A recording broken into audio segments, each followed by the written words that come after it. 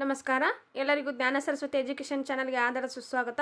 ಸ್ನೇಹಿತರೆ, ಇನ್ನೂ ನಮ್ಮ ಚಾನಲನ್ನು ಯಾರ್ಯಾರು ಸಬ್ಸ್ಕ್ರೈಬ್ ಮಾಡಿಲ್ಲ ಸಬ್ಸ್ಕ್ರೈಬ್ ಮಾಡಿ, ಲೈಕ್ ಮಾಡಿ, ಶೇರ್ ಮಾಡಿ, ಕಾಮೆಂಟ್ ಮಾಡಿ, ಮತ್ತು ನಾವು ವಿಡಿಯೋ ಅಪ್ಲೋಡ್ ಮಾಡಿದ ತಕ್ಷಣ ನೋಟಿಫಿಕೇಷನ್ ಬರಲು ಬೆಲ್ ಐಕನನ್ನು ಕೂಡ ಪ್ರೆಸ್ ಮಾಡಿ ಅಂತಂದು ಹೇಳ್ತಾ, ಇಂದಿನ ನನ್ನ ತರಗತಿಯಲ್ಲಿ ನಾನು 8ನೇ ತರಗತಿ ಸಮಾಜ ವಿಜ್ಞಾನದ ಪ್ರಮುಖ ಅಂಶಗಳು ಭಾಗ 5 ಅಂದರೆ ಈಗಾಗಲೇ ಪ್ರಮುಖ 4 ಸೆಷನ್ಗಳಲ್ಲಿ ನಾನು ಪ್ರಮುಖ ಅಂಶಗಳನ್ನು ನಾನು ತಮ್ಮ ಜೊತೆ ಡಿಸ್ಕಷನ್ ಮಾಡಿದ್ದೀನಿ.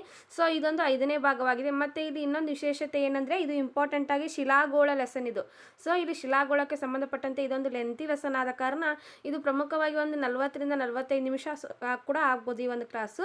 ಸೊ ಅದಕ್ಕೆ ಏನಂತಂದರೆ, ಈ ಒಂದು ಕ್ಲಾಸನ್ನು ನಾನು ಪೂರ್ತಿಯಾಗಿ ಎಷ್ಟಾಗುತ್ತೋ ಅಷ್ಟು ಎಲ್ಲ ಒಂದು ಮಾಹಿತಿಗಳನ್ನು ನಾನು ತಮ್ಮ ಜೊತೆ ತೆಗೆದುಕೊಂಡು ಬಂದಿದ್ದೇನೆ.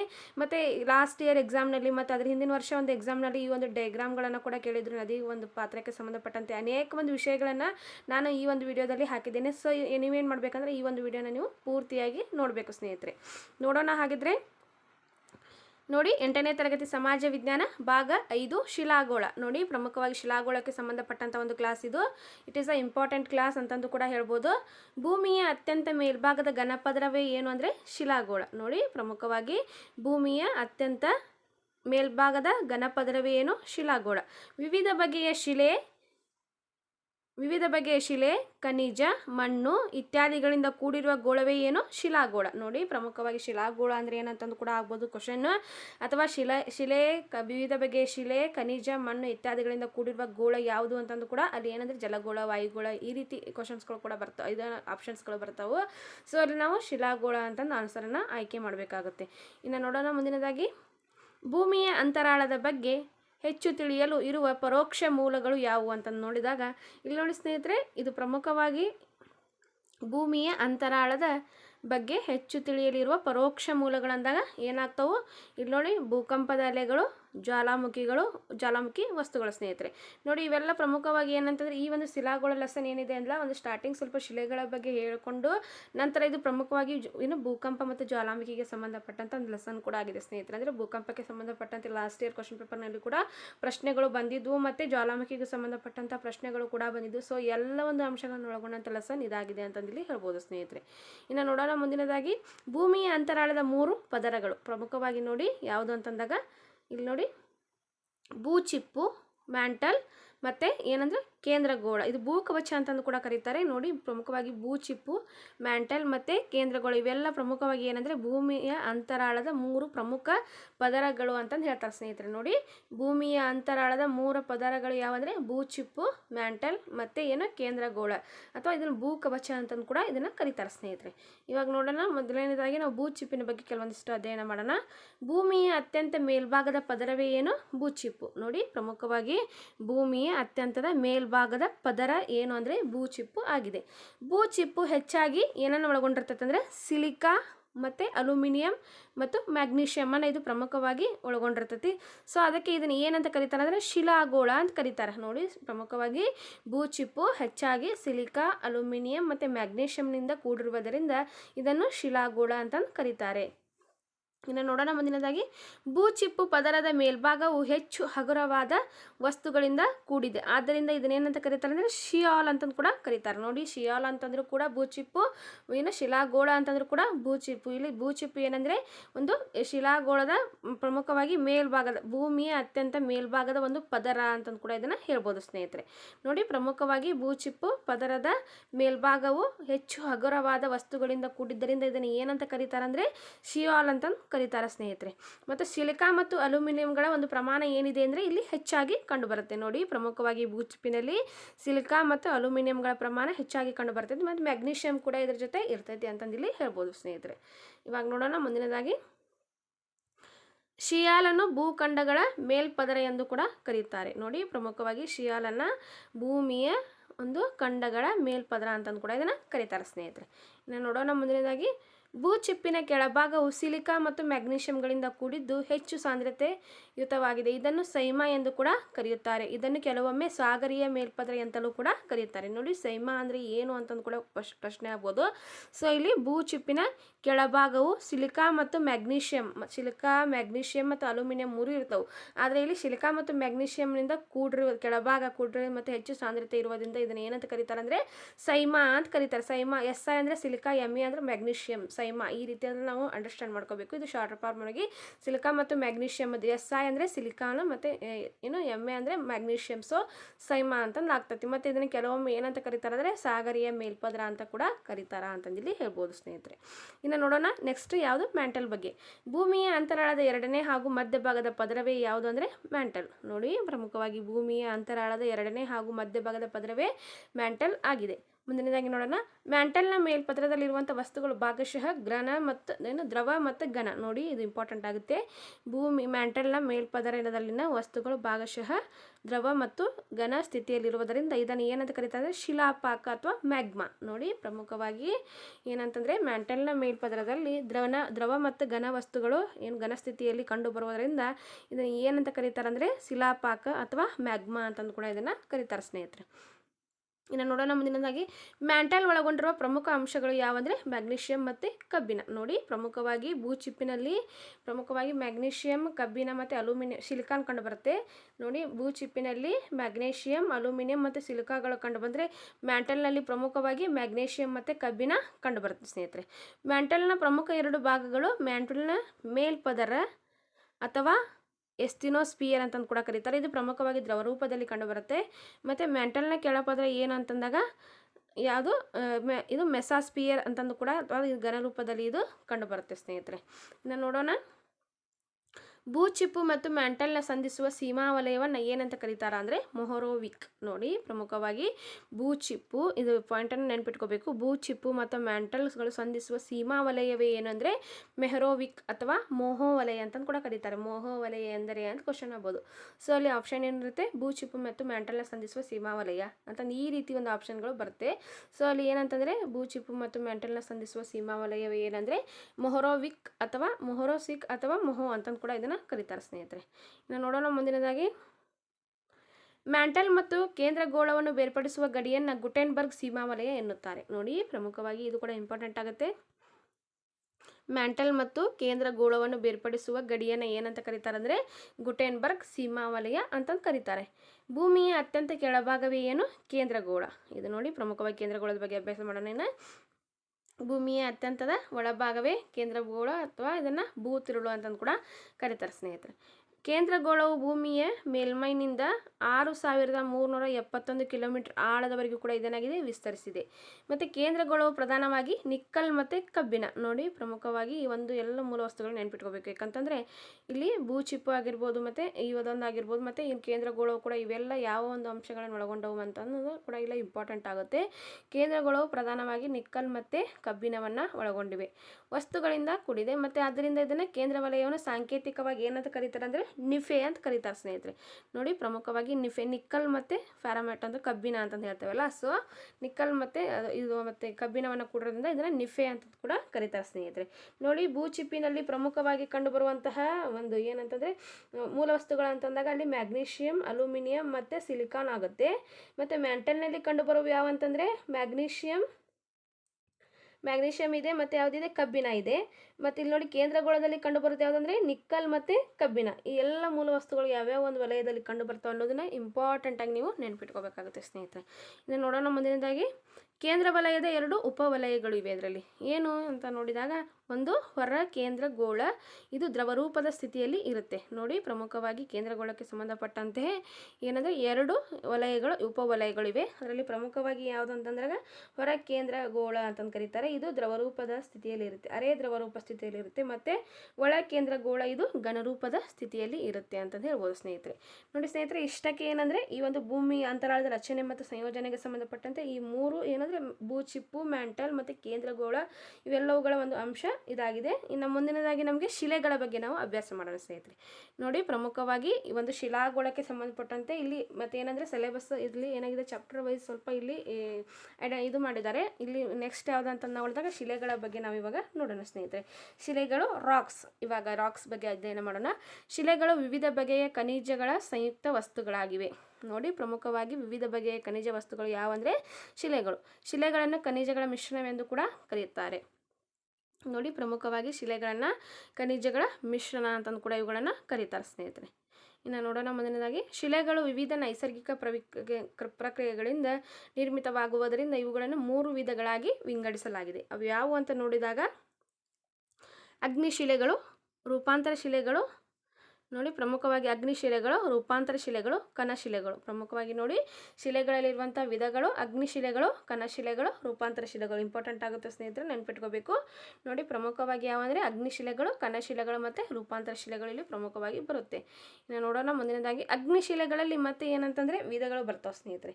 ಅವು ಯಾವುವು ಅಂತ ನೋಡಿದಾಗ ಅಂತರ್ಸರಣ ಶಿಲೆಗಳು ಮತ್ತು ಬಹಿರ್ಸರಣ ಶಿಲೆಗಳು. ನೋಡಿ ಪ್ರಮುಖವಾಗಿ ಅಗ್ನಿಶಿಲೆಗಳನ್ನು ಆಂಗ್ಲ ಭಾಷೆಯಲ್ಲಿ ಇಗ್ನೇಸಿಯಸ್ ರಾಕ್ಸ್ ಅಂತ ಕರೀತಾರೆ. ನೋಡಿ ಪ್ರಮುಖವಾಗಿ ಇದು ಇಂಪಾರ್ಟೆಂಟ್ ಪಾಯಿಂಟ್ ಇದೆ.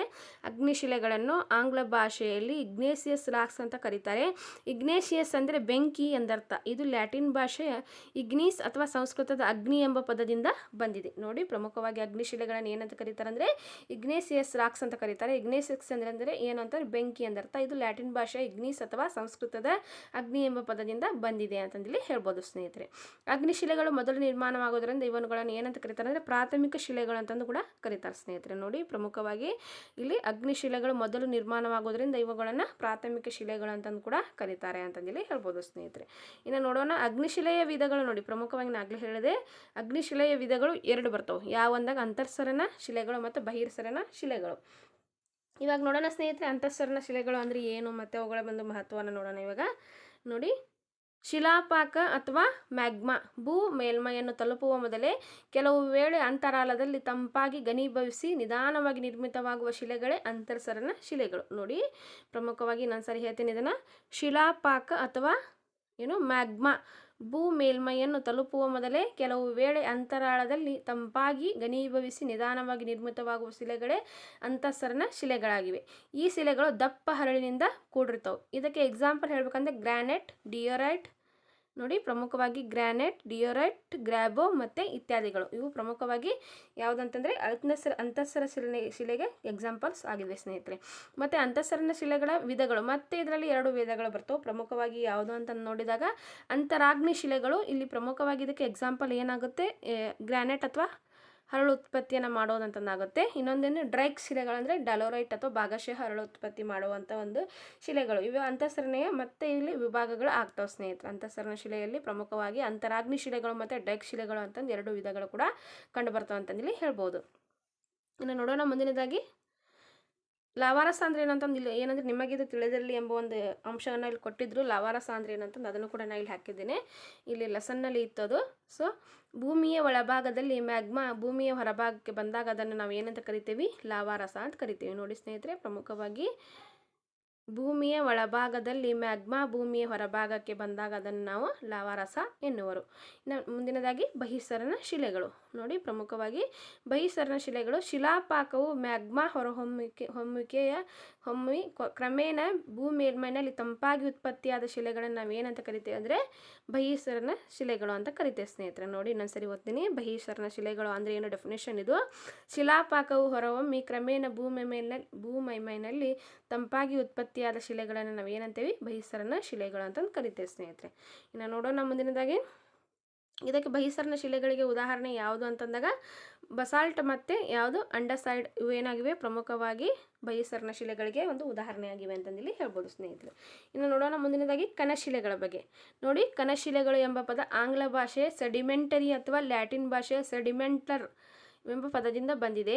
ಸೆಡಿಮೆಂಟರಿ ಅಥವಾ ಸೆಡಿಮೆಂಟಮ್ ಎಂದರೆ ಏನಂದರೆ ತಳ ಸೇರುವಿಕೆ. ನೋಡಿ ಪ್ರಮುಖವಾಗಿ ಕಣಶಿಲೆಗಳ ಬಗ್ಗೆ ಒಂದು ಡೆಫಿನೇಷನ್ ಇದು.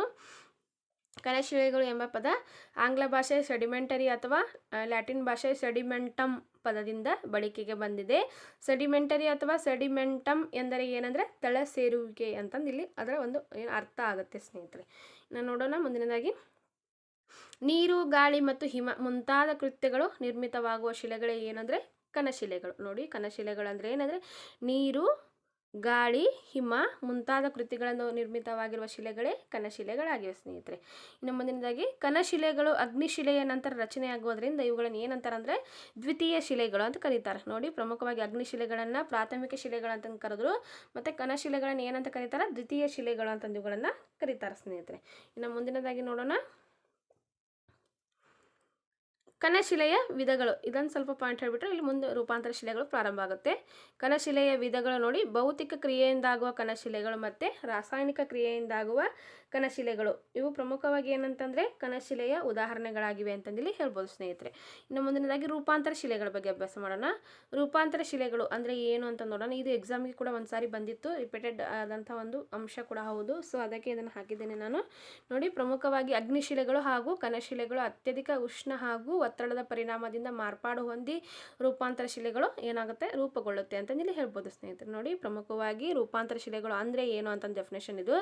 ಅಗ್ನಿಶಿಲೆಗಳು ಹಾಗೂ ಕಣಶಿಲೆಗಳು ಅತ್ಯಧಿಕ ಉಷ್ಣ ಹಾಗೂ ಒತ್ತಡದ ಪರಿಣಾಮದಿಂದ ಮಾರ್ಪಾಡು ಹೊಂದಿ ರೂಪಾಂತರ ಶಿಲೆಗಳು ರೂಪುಗೊಳ್ಳುತ್ತವೆ. ಇವಾಗ ನೋಡೋಣ ಕೆಲವು ರೂಪಾಂತರ ಶಿಲೆಗಳನ್ನು. ಇವು ಎಕ್ಸಾಮಿಗೆ ಬಂದಿದ್ದು ಸ್ನೇಹಿತರೆ. ಒಂದು ಲಾಸ್ಟ್ ಒಂದು FDA ಕೂಡ ಬಂದಿತ್ತು, SDA ಬಂದಿತ್ತು, TETಗೂ ಕೂಡ ಇದು ಪ್ರಶ್ನೆ ಆಗಿತ್ತು ಸ್ನೇಹಿತರೆ 15ರಲ್ಲಿ ಪ್ರಮುಖವಾಗಿ. ನೋಡಿ ಸ್ನೇಹಿತರೆ, TETಗೂ ಕೂಡ ಇದು ಪ್ರಶ್ನೆ ಆಗಿತ್ತು. ಸೊ ಅದಕ್ಕೆ ನಾನಿಲ್ಲಿ ಕೆಲವು ರೂಪಾಂತರ ಶಿಲೆಗಳನ್ನು ಹಾಕಿದ್ದೇನೆ. ನೋಡಿ, ಪ್ರಮುಖವಾಗಿ ಗ್ರಾನೈಟ್, ಸೀಸ, ಬಸಾಲ್ಟ್, ಸಿಸ್ಟ್, ಸುಣ್ಣದ ಕಲ್ಲು, ಅಮೃತ ಶಿಲೆ, ಮರಳು ಶಿಲೆ, ಸ್ಫಟಿಕ ಶಿಲೆ, ಕಲ್ಲಿದ್ದಲು, ಗ್ರಾಫೈಟ್, ವಜ್ರ ಇವೆಲ್ಲವೂ ಏನಂದರೆ ಪ್ರಮುಖ ರೂಪಾಂತರ ಶಿಲೆಗಳಾಗಿವೆ ಸ್ನೇಹಿತರೆ. ನೋಡಿ, ಇದು ಇಂಪಾರ್ಟೆಂಟ್ ಆಗುತ್ತೆ, ಇದನ್ನು ನೋಟ್ ಕೂಡ ಮಾಡ್ಕೊಂಬಿಡಿ ನೀವು. ಪ್ರಮುಖ ರೂಪಾಂತರ ಶಿಲೆಗಳು ಎಕ್ಸಾಮ್ನಲ್ಲಿ ಇದೇ ರೀತಿ ಮ್ಯಾಚ್ ಕೇಳ್ತಾನೆ. ಗ್ರಾನೈಟ್, ಸೀಸ, ಮರಳು ಶಿಲೆ, ಸ್ಫಟಿಕ ಶಿಲೆ, ಬಸಾಲ್ಟ್, ಸಿಸ್ಟ್, ಕಲ್ಲಿದ್ದಲು, ಗ್ರಾಫೈಟ್, ಸುಣ್ಣದ ಕಲ್ಲು, ಅಮೃತ ಶಿಲೆ ಮತ್ತು ಗ್ರಾಫೈಟ್, ವಜ್ರ. ನೋಡಿ, ಇದು ಸುಣ್ಣದ ಕಲ್ಲು ಇದೆಯಲ್ಲ, ಇದು ಕೂಡ ಒಂದು ಸಾರಿ ಕ್ವಶನ್ ಆಗಿತ್ತು. ಮತ್ತು ಯಾವುದಂದ್ರೆ ಗ್ರಾಫೈಟ್, ವಜ್ರ, ಇದು ಒಂದು ಸಾರಿ ಕ್ವಶನ್ ಆಗುತ್ತೆ ಸ್ನೇಹಿತರೆ. ಇವೆಲ್ಲವುಗಳು ಏನಂದರೆ ಇಂಪಾರ್ಟೆಂಟ್ ಆಗುತ್ತೆ. ಇದನ್ನು ಆ್ಯಸ್ ಇಟ್ ಈಸ್ ಹೀಗೆ ಬರ್ಕೊಂಬಿಡಿ. ಅಂದರೆ ನಿಮಗೆ ಎಕ್ಸಾಮಿಗೆ ಇಲ್ಲಿ ಮ್ಯಾಚ್ ದ ಫಾಲೋವಿಂಗ್ ಇದನ್ನು ಕೇಳ್ತಾನೆ, ನಿಮಗೆ ಏನಾಗುತ್ತೆ, ಯೂಸ್ ಆಗುತ್ತೆ ಅಂತಂದು ಹೇಳ್ತಾ ಇವಾಗ ಮುಂದೆ ನೋಡೋಣ ಜ್ವಾಲಾಮುಖಿಗಳ ಬಗ್ಗೆ ನಾವು ಅಭ್ಯಾಸ ಮಾಡೋಣ ಸ್ನೇಹಿತರೆ. ಈಗ ಪ್ರಮುಖವಾಗಿ ಜ್ವಾಲಾಮುಖಿಗಳು ನೋಡಿ ಸ್ನೇಹಿತರೆ, ಇಲ್ಲಿ ಏನಂತಂದರೆ ಪ್ರಮುಖವಾಗಿ ಒಂದು ಏನಾಗುತ್ತೆ ಅಂತಂದಾಗ ಇವುಗಳು ಭೂಮಿಯ ಒಳಗಿನ ಅಥವಾ ಆಂತರಿಕ ಶಕ್ತಿಗಳಾಗಿವೆ ಮತ್ತು ಭೂಮಿ ಮೇಲ್ಮೈನ ಸ್ವರೂಪಗಳು ಕ್ಷಿಪ್ರವಾಗಿ ಬದಲಾವಣೆಯನ್ನು ಹೊಂದುತ್ತವೆ. ಅವುಗಳ ಯಾವ ಉದಾಹರಣೆ ಹೇಳ್ಬೇಕಂದ್ರೆ ಜ್ವಾಲಾಮುಖಿಗಳು ಮತ್ತು ಭೂಕಂಪಗಳು ಅಂತ ಬರ್ತಾವೆ ಸ್ನೇಹಿತರೆ. ಅಂದರೆ ಇಲ್ಲಿ ಪ್ರಮುಖವಾಗಿ ನಾವು ಏನಂತೆ ಭೂಚಿಪ್ಪಿನ ಶಕ್ತಿಗಳು ಅಂತಂದು ಕೂಡ ಇಲ್ಲಿ ಒಂದು ಚಾಪ್ಟರ್ ಕೊಟ್ಟಿದ್ದಾರೆ ನಿಮಗೆ ಈ ಶಿಲಾಗೋಳದಲ್ಲಿ. ಅಲ್ಲಿ ಪ್ರಮುಖವಾಗಿ ಭೂಮಿಯ 2 ಬಗೆಯ ಶಕ್ತಿಗಳನ್ನು ಹೊಂದಿದೆ. ಈ ಶಕ್ತಿಗಳು ಭೂಮಿಯ ಮೇಲ್ಮೈನ ಸ್ವರೂಪಗಳ ಮೇಲೆ ಪರಿಣಾಮವನ್ನು ಕೂಡ ಬೀರ್ತವೆ. ಅವುಗಳಂದರೆ ಅಂತರ್ಜನಿತ ಅಥವಾ ಆಂತರಿಕ ಶಕ್ತಿ ಹಾಗೂ ಬಹಿರ್ಜನಿತ ಅಂತ ಕೂಡ ಇವುಗಳನ್ನು ಕರೀತಾರೆ ಸ್ನೇಹಿತರೆ.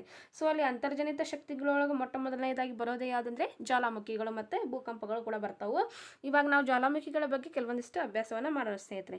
ನೋಡಿ ಸ್ನೇಹಿತರೆ, ಪ್ರಮುಖವಾಗಿ ಜ್ವಾಲಾಮುಖಿಗಳು ಭೂ ಮೇಲ್ಮೈನಲ್ಲಿ ಬಿರುಕು ಅಥವಾ ರಂಧ್ರಗಳು ಅಥವಾ ದ್ವಾರಗಳು ಉಂಟಾಗಿ ಅವುಗಳ ಮೂಲಕ ಭೂಮಿಯ ಒಳಗಿನ ಶಿಲಾಪಾಕವು ಹೊರಬೀಳುವುದಕ್ಕೆ ಏನಂತ ಕರೀತಾರೆ ಅಂದರೆ ಜ್ವಾಲಾಮುಖಿ ಅಂತ ಕರೀತಾರೆ ಸ್ನೇಹಿತರೆ. ನೋಡಿ, ಪ್ರಮುಖವಾಗಿ ಇದು ಜ್ವಾಲಾಮುಖಿ ಡೆಫಿನಿಷನ್ ಆಗಿದೆ. ಭೂ ಮೇಲ್ಮೈನಲ್ಲಿ ಬಿರುಕು ಅಥವಾ ರಂಧ್ರಗಳು ಅಥವಾ ದ್ವಾರಗಳು ಉಂಟಾಗಿ ಅವುಗಳ ಮೂಲಕ ಭೂಮಿಯ ಒಳಗಿನ ಶಿಲಾಪಾಕವು ಹೊರಬೀಳುವುದನ್ನು ಏನಂತ ಕರೀತಾರೆ ಅಂದರೆ ಜ್ವಾಲಾಮುಖಿ ಅಂತಂದು ಕರೀತಾರೆ ಸ್ನೇಹಿತರೆ. ಇನ್ನು ಮುಂದಿನದಾಗಿ ಜ್ವಾಲಾಮುಖಿಯ ವಿಧಗಳನ್ನು ನೋಡೋಣ ನಾವು. ನೋಡಿ, ಜಾಗೃತ ಜ್ವಾಲಾಮುಖಿಗಳು, ಸುಪ್ತ ಜ್ವಾಲಾಮುಖಿಗಳು, ಲುಪ್ತ ಜ್ವಾಲಾಮುಖಿಗಳು. ನೋಡಿ, ಪ್ರಮುಖವಾಗಿ ಜಾಗೃತ ಜ್ವಾಲಾಮುಖಿಗಳು, ಸುಪ್ತ ಜ್ವಾಲಾಮುಖಿಗಳು ಮತ್ತು ಲುಪ್ತ ಜ್ವಾಲಾಮುಖಿಗಳು.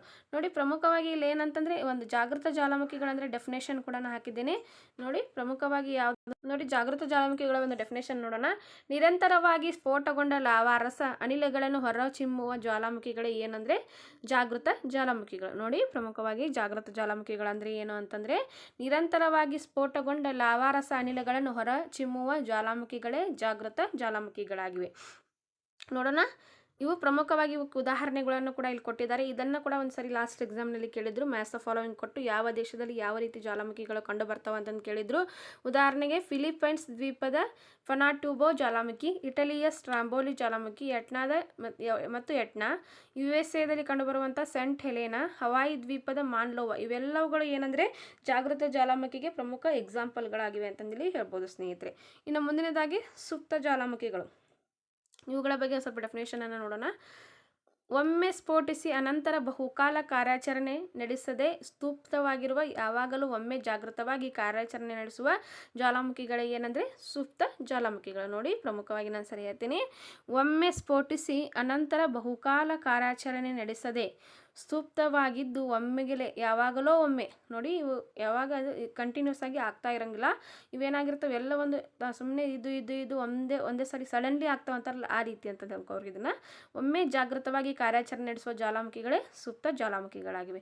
ಫಾರ್ ಎಕ್ಸಾಂಪಲ್ ಹೇಳಬೇಕಂದ್ರೆ ಇವಕ್ಕೆ ಸಂಬಂಧಪಟ್ಟಂತೆ ಇಟಲಿಯ ಮೌಂಟ್ ವೆಸೂಲಿಯಾ ಮತ್ತು ಜಪಾನಿನ ಪ್ಯೂಸಿಮಿಯಾ. ನೋಡಿ, ಇವುಗಳು ಇಂಪಾರ್ಟೆಂಟ್ ಆಗಿವೆ. ಯಾಕಂತಂದರೆ ಇವುಗಳು ನಿಮಗಿದು ತಿಳಿದಿರಲಿ ಎಂಬಂಥ ಒಂದು ಆಪ್ಷನನ್ನು ಕೊಟ್ಬಿಟ್ಟು ಅಲ್ಲಿ ಕೊಟ್ಟಿದ್ರು ಇವನ್ನ. ಇವು ಮತ್ತು ಲಾಸ್ಟ್ ಎಕ್ಸಾಮ್ಗೆ ಕೂಡ ಇವು ಪ್ರಶ್ನೆ ಏನಾಗಿದ್ವು ಅಂದರೆ ಪ್ಯುಸಿಮಿಯಾ ಜ್ವಾಲಾಮುಖಿ ಯಾವ ಒಂದು ದೇಶದಲ್ಲಿ ಕಂಡು ಬರುತ್ತೆ ಅಂತಂದು ಕಾಕ್ರಟೋವಾ ಮತ್ತು ಮೌಂಟ್ ಫಿಲಿ ಮತ್ತು ಮೌಂಟ್ ಇನ್ನೊಂದು ಯಾವುದಂದರೆ ವೆಸುವಿಸ್ ಇವೆಲ್ಲ ಕೂಡ ಏನಂದರೆ ಲಾಸ್ಟ್ 2020 ಒಂದು TET ಎಕ್ಸಾಮ್ಗೆ ಕೂಡ ಇವು ಬಂದಿದ್ವು ಸ್ನೇಹಿತರೆ.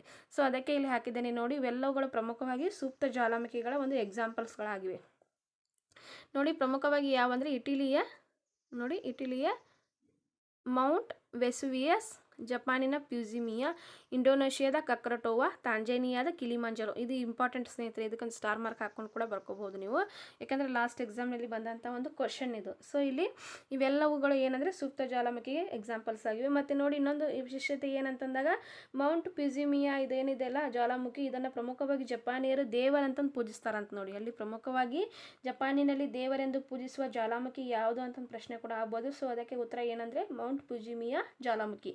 ಇದೊಂದು ಪ್ರಮುಖವಾಗಿ ಏನಂದರೆ ಸೂಕ್ತ ಜ್ವಾಲಾಮುಖಿಯಾಗಿದೆ ಅಂತಂದು ಕೂಡ ಇಲ್ಲಿ ಹೇಳ್ಬೋದು ಸ್ನೇಹಿತರೆ. ಇನ್ನು ನೋಡೋಣ ಮುಂದಿನದಾಗಿ ಲುಪ್ತ ಜ್ವಾಲಾಮುಖಿಗಳ ಬಗ್ಗೆ.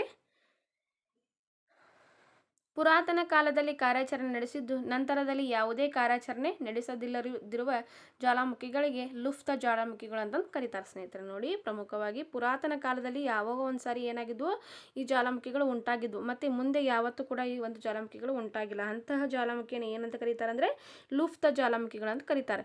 ಫಾರ್ ಎಕ್ಸಾಂಪಲ್ ಹೇಳಬೇಕಂದ್ರೆ ನೋಡಿ ಯಾವಂತಂದಾಗ ಅರ್ಜೆಂಟೈನಾದ ಅಕಾಂಕುವಾ, ತಾಂಜೇನಿಯಾದ ಗಂಗರಾರೋ ಮತ್ತು ಸ್ಕಾಟ್ಲ್ಯಾಂಡಿನ ಅರ್ಥರ್ ಸೀಟ್ ಇವೆಲ್ಲವುಗಳು ಏನಂದರೆ ಲುಪ್ತ ಜ್ವಾಲಾಮುಖಿಗೆ ಎಕ್ಸಾಂಪಲ್ಸ್ಗಳು ಅಂತಂದು ಇಲ್ಲಿ ಹೇಳ್ಬೋದು ಸ್ನೇಹಿತರೆ. ಇನ್ನು ನೋಡಿ ಮುಂದಿನದಾಗಿ ಭೂಕಂಪಗಳ ಬಗ್ಗೆ ಸ್ವಲ್ಪ ಅಭ್ಯಾಸ ಮಾಡೋಣ ನಾವು. ನೋಡಿ ಭೂಕಂಪಕ್ಕೆ ಸಂಬಂಧಪಟ್ಟಂತೆ ಲಾಸ್ಟ್ ಎಕ್ಸಾಮ್ನಲ್ಲಿ ಕೂಡ ಒಂದು ಪ್ರಶ್ನೆ ಆಗಿತ್ತು ಇಲ್ಲಿ. ಮತ್ತೆ ಏನಂದರೆ ಜ್ವಾಲಾಮುಖಿಯನ್ನು ಹಂಚಿಕೆ ಒಂದು ಯಾವ ಒಂದು ಪ್ರದೇಶ ಮತ್ತು ಪೆಸಿಫಿಕ್ ಉತ್ತರ ಪ್ರದೇಶ ಮತ್ತು ಉತ್ತರ ಅಗ್ನಿವೃತ್ತ ಈ ರೀತಿ ಒಂದು ಪ್ರದೇಶಗಳ ಹಂಚಿಕೆಯನ್ನು ಮಾಡಿದ್ದಾರೆ. ಅದು 8th ಸ್ಟ್ಯಾಂಡರ್ಡ್ ಪುಸ್ತಕದಲ್ಲಿದೆ, ನೀವು ಬೇಕಂತಂದರೆ ಅದನ್ನು ತೆಗೆದುಕೊಂಡು ನೀವು ನೋಟ್ಸ್ ಕೂಡ ಮಾಡ್ಕೋಬಹುದು. ಇನ್ನು ಮುಂದಿನದಾಗಿ ಭೂಕಂಪಗಳ ಬಗ್ಗೆ ನೋಡೋಣ. ನೋಡಿ ಭೂಕಂಪ ಅಳೆಯುವ ಮಾಪನ ಯಾವುದು? ಸಿಸ್ಮೋಗ್ರಾಫ್ ಅಂತಂದು ಹೇಳ್ತೇವೆ ನಾವು. ಮತ್ತು ಭೂಕಂಪದ ಬಗ್ಗೆ ಅಧ್ಯಯನ ಮಾಡೋದು ಏನಂದರೆ ಸಿಸ್ಮೋಲಜಿ ಅಂತಂದು ಕೂಡ ಹೇಳ್ತೇವೆ.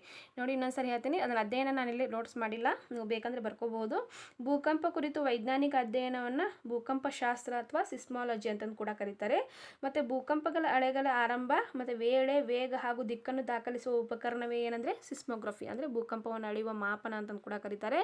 ಯಾವುದು ಅಂತಂದಾಗ ಸಿಸ್ಮೋಗ್ರಫಿ ಆಗಿದೆ. ಸಿಸ್ಮೋಗ್ರಾಫ್ ಇಲ್ಲಿದೆ ನೋಡಿ, ಸಿಸ್ಮೋಗ್ರಾಫ್ ಅಥವಾ ಭೂಕಂಪ ಮಾಪಕ ಅಂತಂದು ಕೂಡ ಇದನ್ನು ಕರೀತಾರೆ ಸ್ನೇಹಿತರೆ. ಇನ್ನು ಮುಂದಿನದಾಗಿ ಭೂಕಂಪದ ಅಲೆಗಳ ಬಗ್ಗೆ ಒಂದು ಸ್ವಲ್ಪ ಅಭ್ಯಾಸ ಮಾಡೋಣ. ನೋಡಿ ಪ್ರಮುಖವಾಗಿ ಭೂಕಂಪಕ್ಕೆ ಕಾರಣಗಳು ಏನಂತಂದು ಕೂಡ ಒಂದು ಇದೆ ಪಾಯಿಂಟ್, ಅದನ್ನು ನಾನು ಇಲ್ಲಿ ಹಾಕಿಲ್ಲ, ಯಾಕಂತಂದರೆ ಅದು ಎಕ್ಸಾಮ್ಗೆ ಅಷ್ಟೇನು ಪರ್ಪಸ್ ಅನಿಸಲ್ಲ. ನೀವು ಬೇಕಂದರೆ ಹಾಗೆ ಹೇಳ್ತೀನಿ ಬರ್ಕೊಳ್ಳಿ. ಭೂಕಂಪನದ ಒಂದು ಕಾರಣಗಳು: ಭೂರಚನಾ ಕಾರಣಗಳು, ಜ್ವಾಲಾಮುಖಿಯ ಸ್ಫೋಟಗಳು, ಸ್ತರಭಂಗ, ಮಾನವ ನಿರ್ಮಿತ ಅಂಶಗಳು. ನೋಡಿ ಇನ್ನೊಂದ್ಸಾರಿ ಹೇಳ್ತೀನಿ, ಭೂಕಂಪ ಉಂಟಾಗಲು ಕಾರಣಗಳು: ಭೂರಚನಾ ಕಾರಣಗಳು, ಜ್ವಾಲಾಮುಖಿಯ ಸ್ಫೋಟಗಳು, ಸ್ತರಭಂಗ, ಮಾನವ ನಿರ್ಮಿತ ಅಂಶಗಳು. ಇವೆಲ್ಲವುಗಳು ಏನಂದರೆ ಭೂಕಂಪ ಉಂಟಾಗಲಿಕ್ಕೆ ಕಾರಣಗಳಾಗ್ತವೆ.